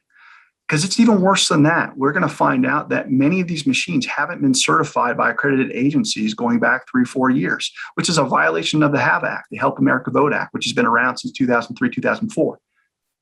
So the analogy there is you've got major problems in the sense that when I used to prosecute drunk driving cases, think about this. You get someone that blows through the machine and it can test their breath alcohol content. And before you can get that piece of paper that prints out of the machine and you give it to a judge or jury, it's got to be admissible. It's not admissible unless you can prove that the machine was calibrated, that you had law books, that it was certified by accredited agencies. Then it's admissible. We've got machines that have been out of compliance and not accredited for years. They don't have a good sticker, which questions the very results. These Michiganders, these legislators know that, and they're scared to death that people are going to figure out what a lot of us already know. And so this kind of goes back and dovetails into the Cyber Ninjas Jovan thing. It's not partisan in the sense that Republicans, you're right, don't want this to happen. It's because of that KFAB analogy of professional ushers. They just want to keep their power. And it's so egregious that you have the Attorney General in Michigan threatening to disbar attorneys and take their license for even bringing the lawsuits demanding election integrity and transparency. And that's happened. You've got the Secretary of State who has gone on record in Michigan saying that a full forensic audit isn't even a thing. Right. Are you kidding me? You're saying that's not even a thing, and we're going to take these guys' word for it? So it's a losing proposition. And what I would say, Thad, is that if we had an audience that wasn't comprised of bought and paid for politicians, but the American people, the most powerful argument that I can push back against any of this is, okay, fair enough. You believe that there was no fraud. Let's do an audit. Let's do a full forensic audit.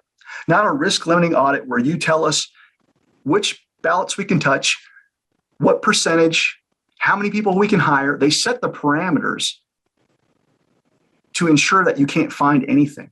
So remove all doubt, do a full forensic audit like we have in Maricopa County, and let the chips fall where they may. Sure. And they won't give us that. It gets back to that initial concept of why can't we even inquire? And they're asking us to trust them. I'm sorry, the American people don't trust politicians anymore. Yeah, on this, I'm 100% with you.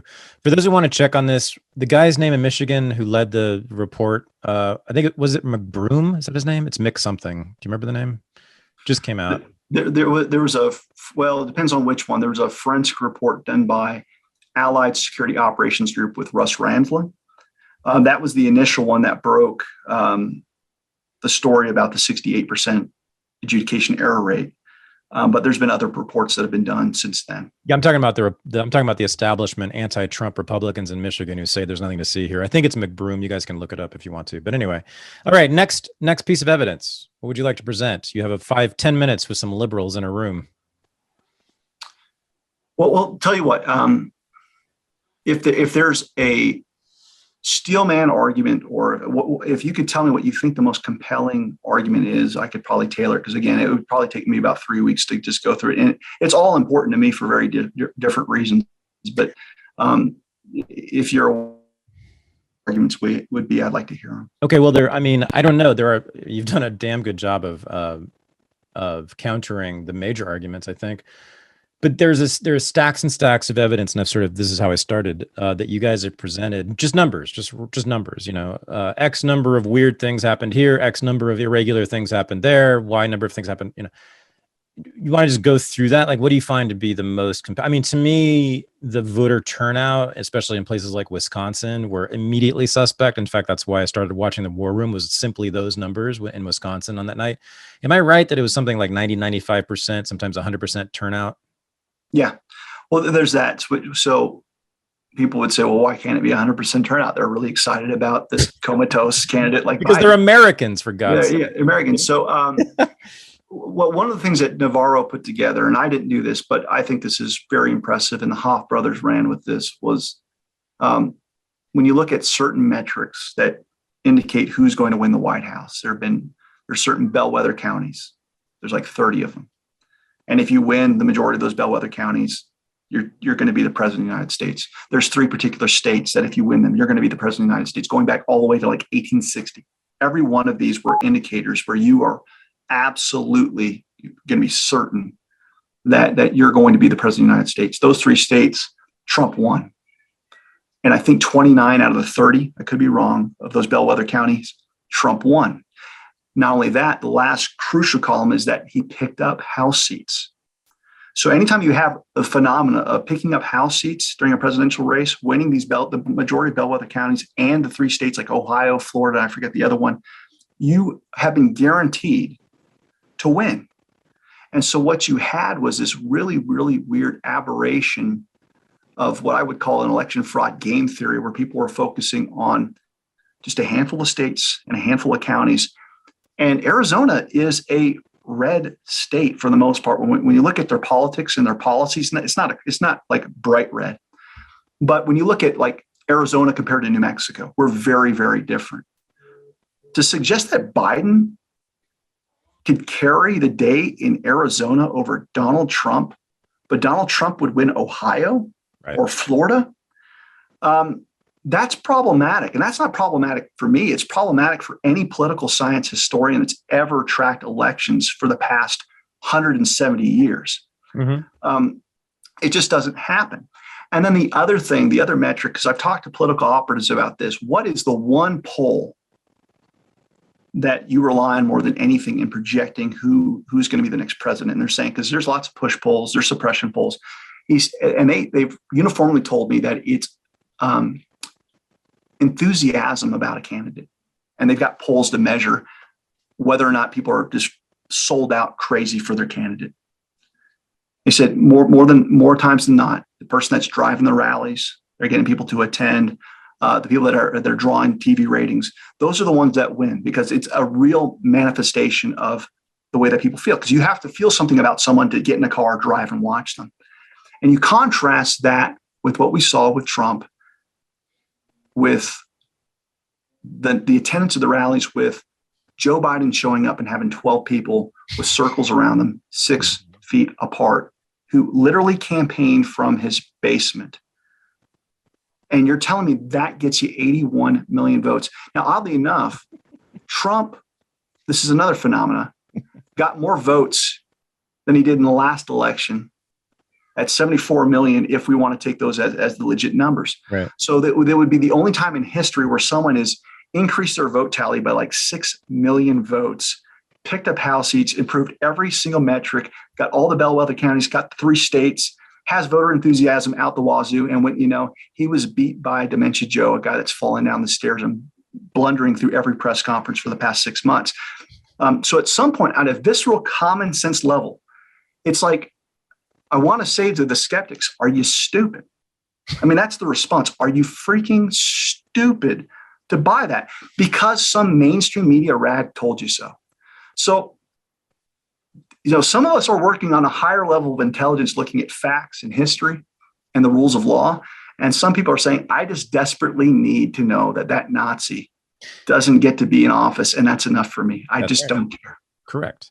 They're not stupid. It might be stupid, but to me, their greatest sin, I mean, this is the worst thing a person can be.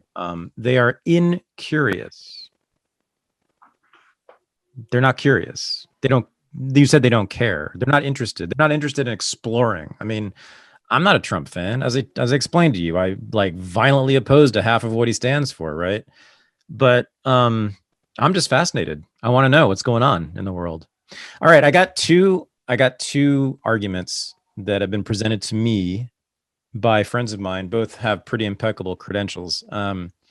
So the first is a professor of philosophy who teaches with us at Renegade University. And his name is Ben Burgess, super smart guy, analytic philosopher. And he says, real simple point. He says, well, I mean, why then, if the Democrats stole the election, why didn't they steal the Senate? They could have had, they could have had a supermajority in the Senate if they could so easily steal the presidential election. Why didn't they do that as well? My response will be, first and foremost, they did in Georgia during the Georgia runoff election. Well, the one, yeah. So there was a flawed process there in the general election, and that same flawed process existed to where we had proof of Javon Hutton Pulitzer hacking that election real time. Again, we were told that you couldn't access the internet, and he did it real time during a committee hearing. Mm-hmm. So factually speaking, the seats that they needed to pick up to basically get the Senate was through David Perdue's race and Kelly Loeffler. Right. And the Democrats achieved that. So the other correction is that your friend, as brilliant as he is still working from a left-right paradigm. And I just reject that. This isn't about left versus right. This is about tyranny and freedom. And what clothes do you want to wear? You want to wear the clothes of the patriot? Do you want to wear the clothes of the Republican? Or do you want to wear the clothes of the progressive Democrat? But what motivates either camp is the same thing. It's their desire for power. And the proof is in the pudding, because when you look at it from a standpoint of a dynamic of tyranny versus freedom, or government power versus we the people, look at the projection of government growth over the past 200 years. Look at the advent of the administrative apparatus, where we've got 430 plus administrative agencies that are federal and 10,000 administrative agencies at the state level that regulate and create rules. That didn't happen under just Democrats. It happened under time periods in which you had a president in the White House and control of both houses. That happened in 2006. That happened with the first 2 years of Trump's term, where you could have done wild and dramatic things to decrease the footprint and the size of your government. And what happened? Instead, government grew. So this really goes back to what I mentioned to you right from the outset, that there are third railers or people that are really good at talking the big game, if you will. But when you look at their actions and their votes, government power increases. It doesn't decrease. And so I keep the Democrat and the Republican in the same camp. Either you're pro-liberty or you're pro-state. And 99% of these politicians are all pro-state, big government types. So it's simple enough to me. It's clear enough to me. I agree with you. It's not left and right. It's not going to be helpful. You're going to go astray if you view this through left, right versus Democrat versus Republican.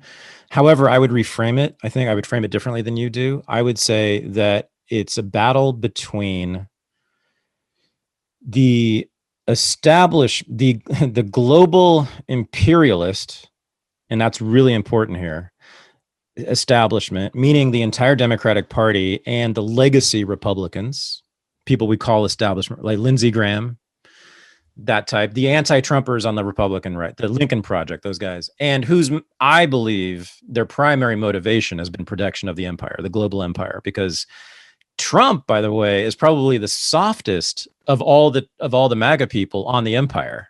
And he scared the crap out of them with that stuff. But, the hardcore MAGA, they want to bring some troops home right now. And they don't want bases, and they don't want bases all around the world. And they certainly don't want to occupy any goddamn places. This is central to MAGA philosophy. This is nationalist populism 101.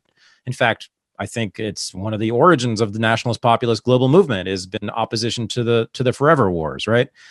Anyway, so to me, it is that block, right? All the Democratic Party with their allies, the imperialist Republicans, versus what I'm calling an anti-imperialist insurgency, who I disagree with on many things, especially domestic policies, but on foreign policies in the empire, I am lockstep with them. I am on the side of the barricade with a gun in my hand, as a matter of fact.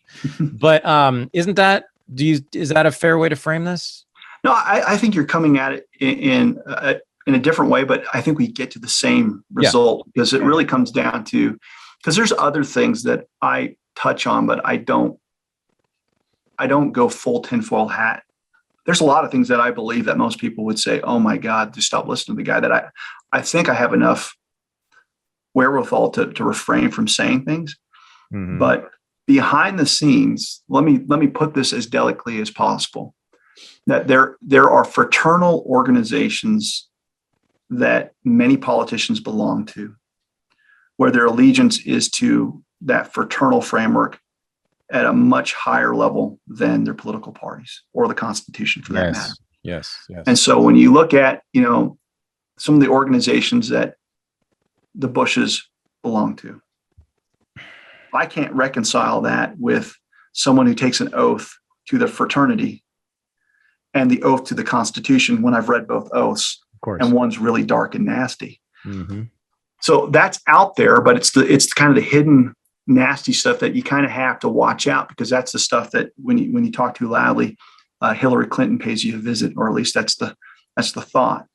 But I truly believe that, having been to Washington, D.C., and you understand, if you've ever walked through these congressional buildings, the buildings themselves literally shake with power, because you understand that everything that's shaping the world around us is happening and emanating from these power centers. And so everything's amplified. Lust, greed, insider trading, everything's amplified. And so for someone who's not an anti-Christian, who believes in the fallen nature of man, I think that the propensity for sin, as in, even if you're not a Christian, missing the mark, as Jordan Peterson would say it, is amplified. And so you've got these modern day, kings and queens, if we want to call them that, the globalist empire. They occupy different thrones. Yes. We can call it a Democrat. We can call them a Republican.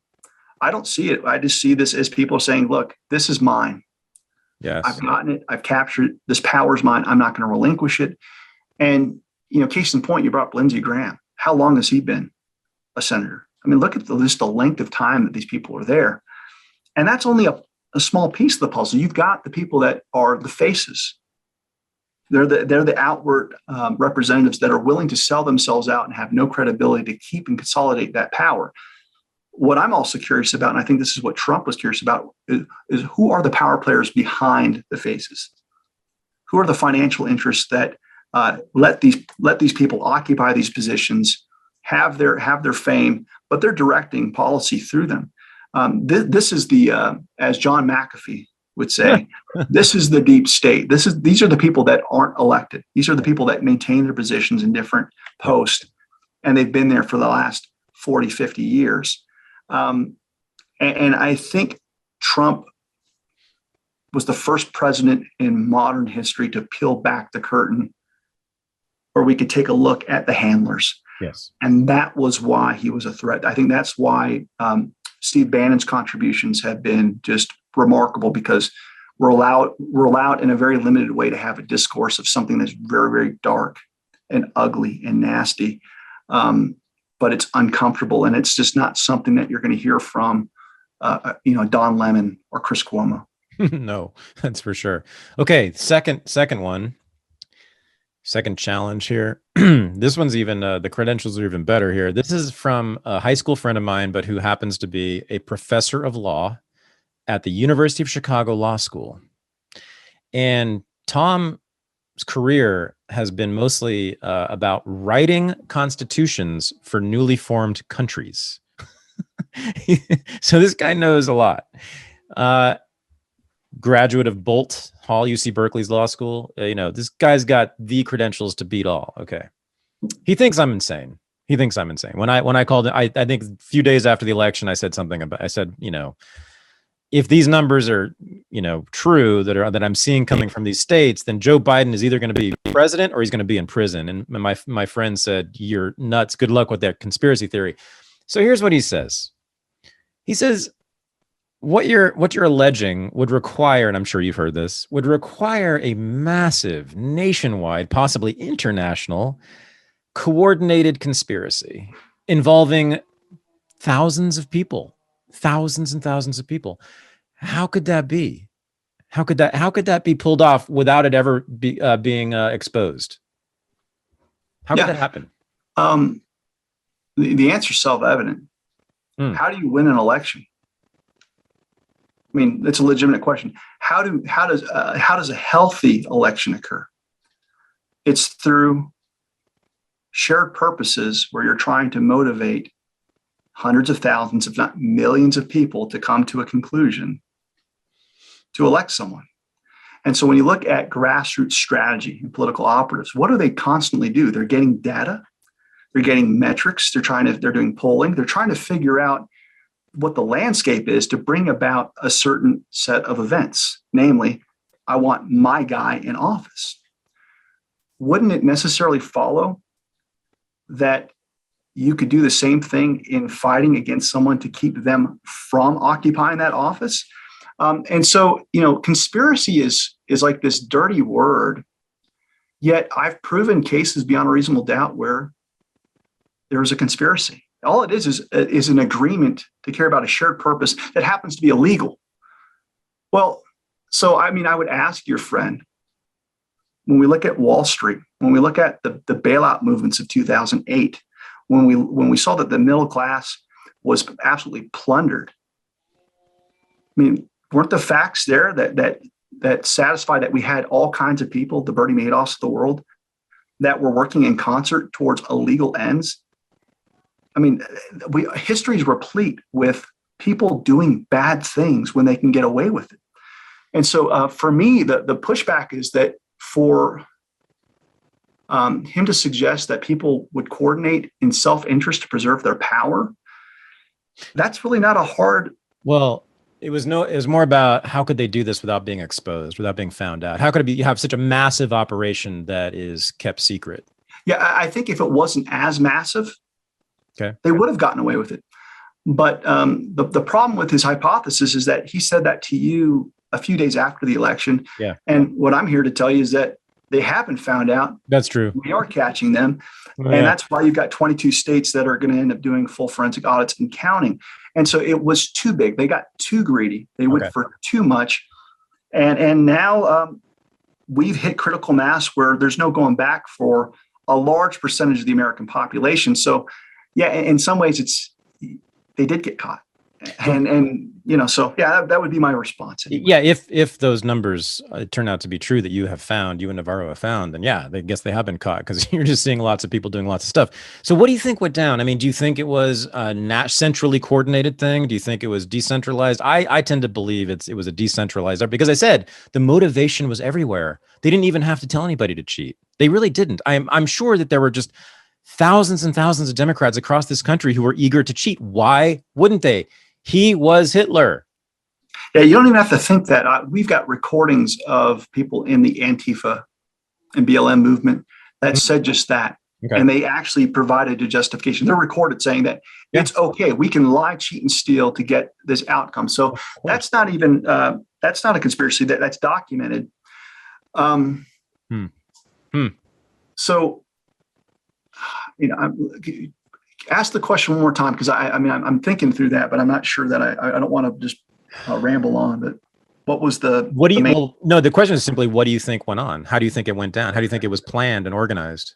Okay, so I think that you've got a multivariant structure of different players that have different goals, but sometimes there's an overlap. There's a way to align those different goals. So early on, we talked about my study of communist soft power. China plays the long game, right? You're talking about the Great Wall of China. We're talking about a very patient people that know more about our politicians than we do. Yeah, they have lists that have been built dedicated to figuring out if someone's sympathetic to their ideas, hostile to their ideas, and they work incessantly in bringing about change in our country through their soft power movements. And that means setting honey traps. That means having people that come over and are blackmailed. That means all kinds of things. Mm-hmm. I mean, and I'm not making that up. Eric Swalwell was caught sleeping with a Chinese spy. Yep. All right. So, again, this isn't like hyperbolic stuff. This is stuff that's well-known fact. Even Mitch McConnell's wife has ties to the CCP. So Brett Raffensperger has ties to the CCP. So what you're finding here is what I would call death by 1,000 cuts. It was a little bit of everything, just like you would do a little bit of everything to achieve election victory if you're running a smart campaign. People will run races and sometimes lose them, and then they'll make strategic choices to not make the same mistake again. And then 4 years later, they have a different outcome. One of the things you have to understand about Dominion and ES&S and Diebold, these systems have been around since the early 2000s. And similarly, they've been able to mod their game theory and have greater reach over the past years. And it wasn't quite good enough in 2016 to carry the day for Hillary Clinton, but they perfected it in 2018 and 2020 in the sense that they actually got the outcome that they wanted, which is they didn't want Donald Trump. And so that's done. It can be done with knowledge from centralized planners. It can be done through being discreet and having a compartmentalized way of operations. But for me, if you're like a huge skeptic of like this great orchestrated plan, and I can see that, I think that's reasonable, I would leave you with this. All you need was a game theory that accounted for 6 states, 6 counties. That's all you needed. There was a way to perfect how to overturn the Electoral College map through attacking strategically 6 states. And so if I was developing that game theory, this is what I would do. I would want to make sure that I could account for gatekeepers or people that control the levers of justice in each of those counties. So in my work, I did some research on funding of district attorneys and attorney generals in those swing states. And when money gets tied back to George Soros. Oops. And I would have laughed at that 6 years ago because that's something Republicans did. He was the boogeyman for everything. And if you're a Democrat, like the Koch brothers were the equivalent on the other side. But when you see sheriffs and county attorneys doing nothing, like we did in Arizona, the county sheriff, everyone's like, he's a sheriff, he's got to be a good guy. Over the past 3 years, millions of dollars have come through his races and his politics, and they've completely transformed policing practices and how we go about fighting crime. We have that in Albuquerque here. You have that with the AGs. And so what you have here is you've got people that are completely unsympathetic to we the people and the questions that we're asking about legitimate voting. And everyone's like, well, if there's something wrong, why didn't the sheriff do something about it? Well, I'm telling you why. Why didn't the district attorney take the case? Well, I'm telling you why. Why is the AG saying this? Well, I'm telling you why. But it's not something that has to happen in 50 states, in every county. At a bare minimum, you just need 6 counties. And you can determine who the leader of the free world is. Mm-hmm. And so will communist China help with that plan? Would they have a motive to bring that about and find someone that they can align their ideologies with? Someone say that has already been compromised through Hunter Biden's laptop? You just have to connect the dots. And so there's a million ways to kind of crack it. But for the skeptic, and I think I'm talking to the skeptical crowd, is just think of 6 counties. Okay. Side note, I have taken money from the Kochs and I have taken money from Soros, both, because on some issues, I am completely in agreement with George Soros. However, to think that George Soros has minimal or no effect on American politics is one of the greatest delusions we have. All you have to do is the next time you hear about some social justice or racial justice, especially, or BLM group established in your local area, look up their funding. And I almost can guarantee you'll see the Tides Foundation in there or some other Soros front group. I'm sorry. It's just again and again and again and again, I've seen this, I've looked it up. I mean, dozens and dozens of organizations, nonprofits get money, most of their money or all of their money from George Soros. The Koch, similarly. I mean, I've worked for many organizations that get massive Koch money. We just have to accept this. It doesn't mean that they are therefore necessarily wrong and evil, but we have to recognize the agendas on both sides, on all sides, from the donors. So that's a very important point. Okay. Last question about this. So how high do you think it went up? And I know you this is partly speculation because you don't have a smoking gun on this, but let me be really specific here. Do you believe, and I want you to not be so political and diplomatic here. This is just belief. Okay. The belief, no evidence, just belief in your heart. Do you believe that, listen carefully, members of the DNC, Democratic senators and congresspeople, or Democratic governors were involved? Yes. Okay. Let's start with the DNC. Awesome. There's now a lawsuit being filed in California because there's been proven evidence has come forward that the DNC was instrumental in putting pressure on Twitter to deplatform people that were questioning the election narrative. That's the DNC. That's documented. There's an existing case that's going through the courts. And the significance of that is that when people or even private corporations are acting at the behest of government actors, that's known as state action. And state action is a requirement anytime there's a violation of our fundamental rights. Here, that would be freedom of speech. So millions of people were deplatformed, and we're finding out that happened through a relationship between the DNC and Twitter. So that's not speculative because there are court proceedings. Now, people are going to have to weigh the evidence. It's going to have to run its course, but that's fact. When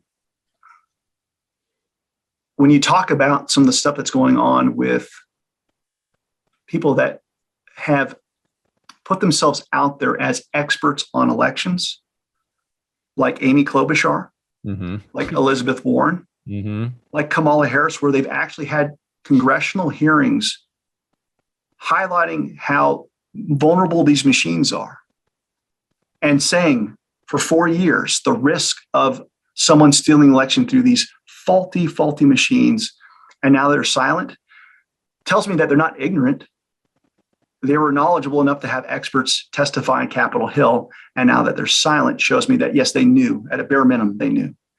And so that tells me that there was another contingency plan, which is for 4 years, we're going to set primacy at work once again and basically claim and create a narrative that Trump will not let go of office. He will cheat. He'll do anything. There was even that campaign commercial on election night where the person woke up and it's like, what happened? Is everything okay? He was elected. And then it was like for a third term. And it was like, dun, dun, dun, like he's still in office.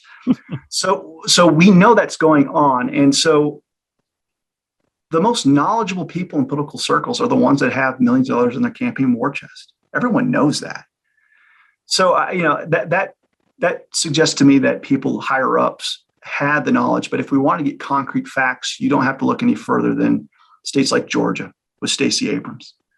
Stacey Abrams had an equity interest in either Happy Faces or one of the companies that actually staffed and ran the elections. I think it was That should be shocking. I think it was Happy Faces. Yeah. So she had an ownership stake in the people that ran the election. So it's probably the people like Ruby Freeman and Shay Moss that have become famous in the massive fraud that we observed. Stacey Abrams was not Secretary of State. Mm-hmm. She had no authority to do that. She wasn't the governor. She was a failed candidate that used to hold office, but she had some popularity. We find out that there was a brokering of some type of private agreement on how to run the elections between her and Brad Raffensperger. So Stacey Abrams is like the apex of power in Democratic circles in Georgia. Yes. She was instrumental in bringing about the fraud that occurred there. So, yeah, I mean, there are examples. I could tell you the same thing about Governor Whitmer and some of the corruption that we saw in Michigan.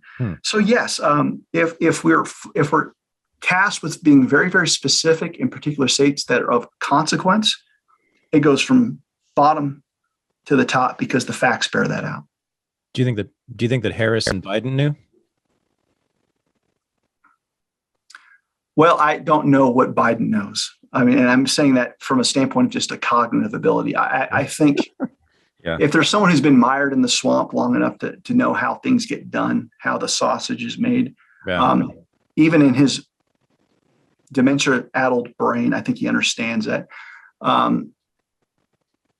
I don't know what Kamala Harris knows, but I would suspect. I mean, that's just me suspecting. But you can't get elected to the highest levels. And if you believe, as I do, that there was a coup and an absolute stolen election, whatever powers that brought that about had to be comfortable with Biden and Harris being crowned king and queen, if you will. Mm-hmm. So I think there's a level of knowledge of having to know that, but I don't have any direct. That's just me guessing. Yeah. Biden is also old enough to remember that the Democrats stole the election in 1960. So they have a history of this. And this is something that is not even controversial anymore. I think every historian agrees that Kennedy's dad and Mayor Daley in Chicago flipped the election for him against Nixon. I mean, this is like not even controversial anymore. So, it's possible. It's happened. We know this. All right, David, I have now, I went from 95% to 98% convinced of your position. I and listeners will definitely want to know where to go, which documents, and, we're busy people. So give us like we're readers though. So, up to like 10, 20, 30 pages, what would be some things you would recommend to read first? Well, if you could enable your share screen function, sure. I'll just show you. All right, so this is my website. Can you see it? Yes. Professor's Record. Okay, so at the bottom here, I've done all of my interviews. So if some people are visual, they want to hear me talk to experts. And I've talked about all kinds of things, whether it's COVID, critical race theory, the election, and various ways. If you want the hard data, though, go all the way to the bottom. And I don't mince any words.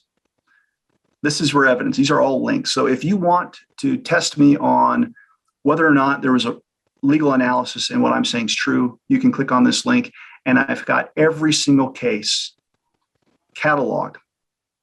And it gives you a disposition, tells you what the issues were, it tells you whether or not certain things were ruled on, whether cases were fully heard. It gives you all the outcome. It tells you what cases Trump prevailed at. And so this is updated. This is the work of John Draws Jr. So, for example, you don't want to take this summary at face value. You can click on a link and you can get to the actual complaint in order. And it'll pull up a PDF. So everything is primary sourced, everything. Okay. Now, if you want evidence to be convinced of. I've got these 2 evidence aggregators here linked at the bottom. Great. And people want to see affidavits themselves.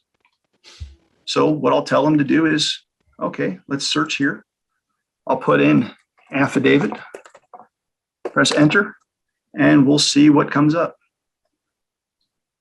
And they'll get links to the various affidavits. You click on this just like the other one, a PDF will come up and you can read the affidavits for yourself. So this is another one that does the same thing. They've got all kinds of different videos that are there. Now, I've vetted these. So I didn't have these links until I could see and check it out for myself. But there's all kinds of different resources here where, I talked about how there's Dominion voting machine flaws. I've explained them to you. Mm-hmm. You can watch people manipulate the machines real time and just be aghast at what they're doing. These are clerks in the clerk's office showing you how ridiculous these machines are.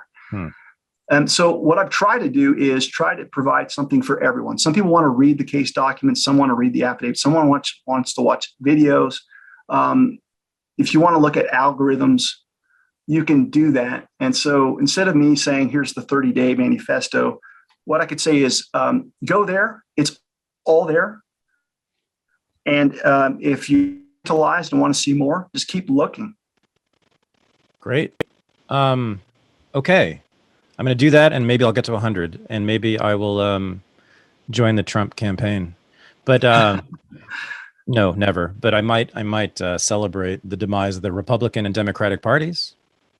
In fact, I most certainly will, and that's what I'm about here. That's why I had you on, because that's what I want to see. I want to see what Steve Bannon calls the uniparty go down, down hard. That's what I'm here for.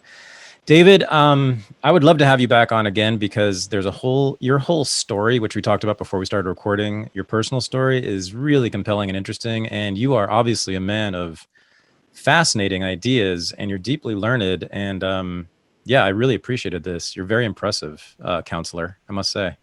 Well, Thad, I appreciate the compliment. I would tell people that up until November of last year, I've been a man out of time. I'm like a 90-year-old trapped in this body. Really? And so when I go to church or I go places, this is all I think about is heavy things, like all the time.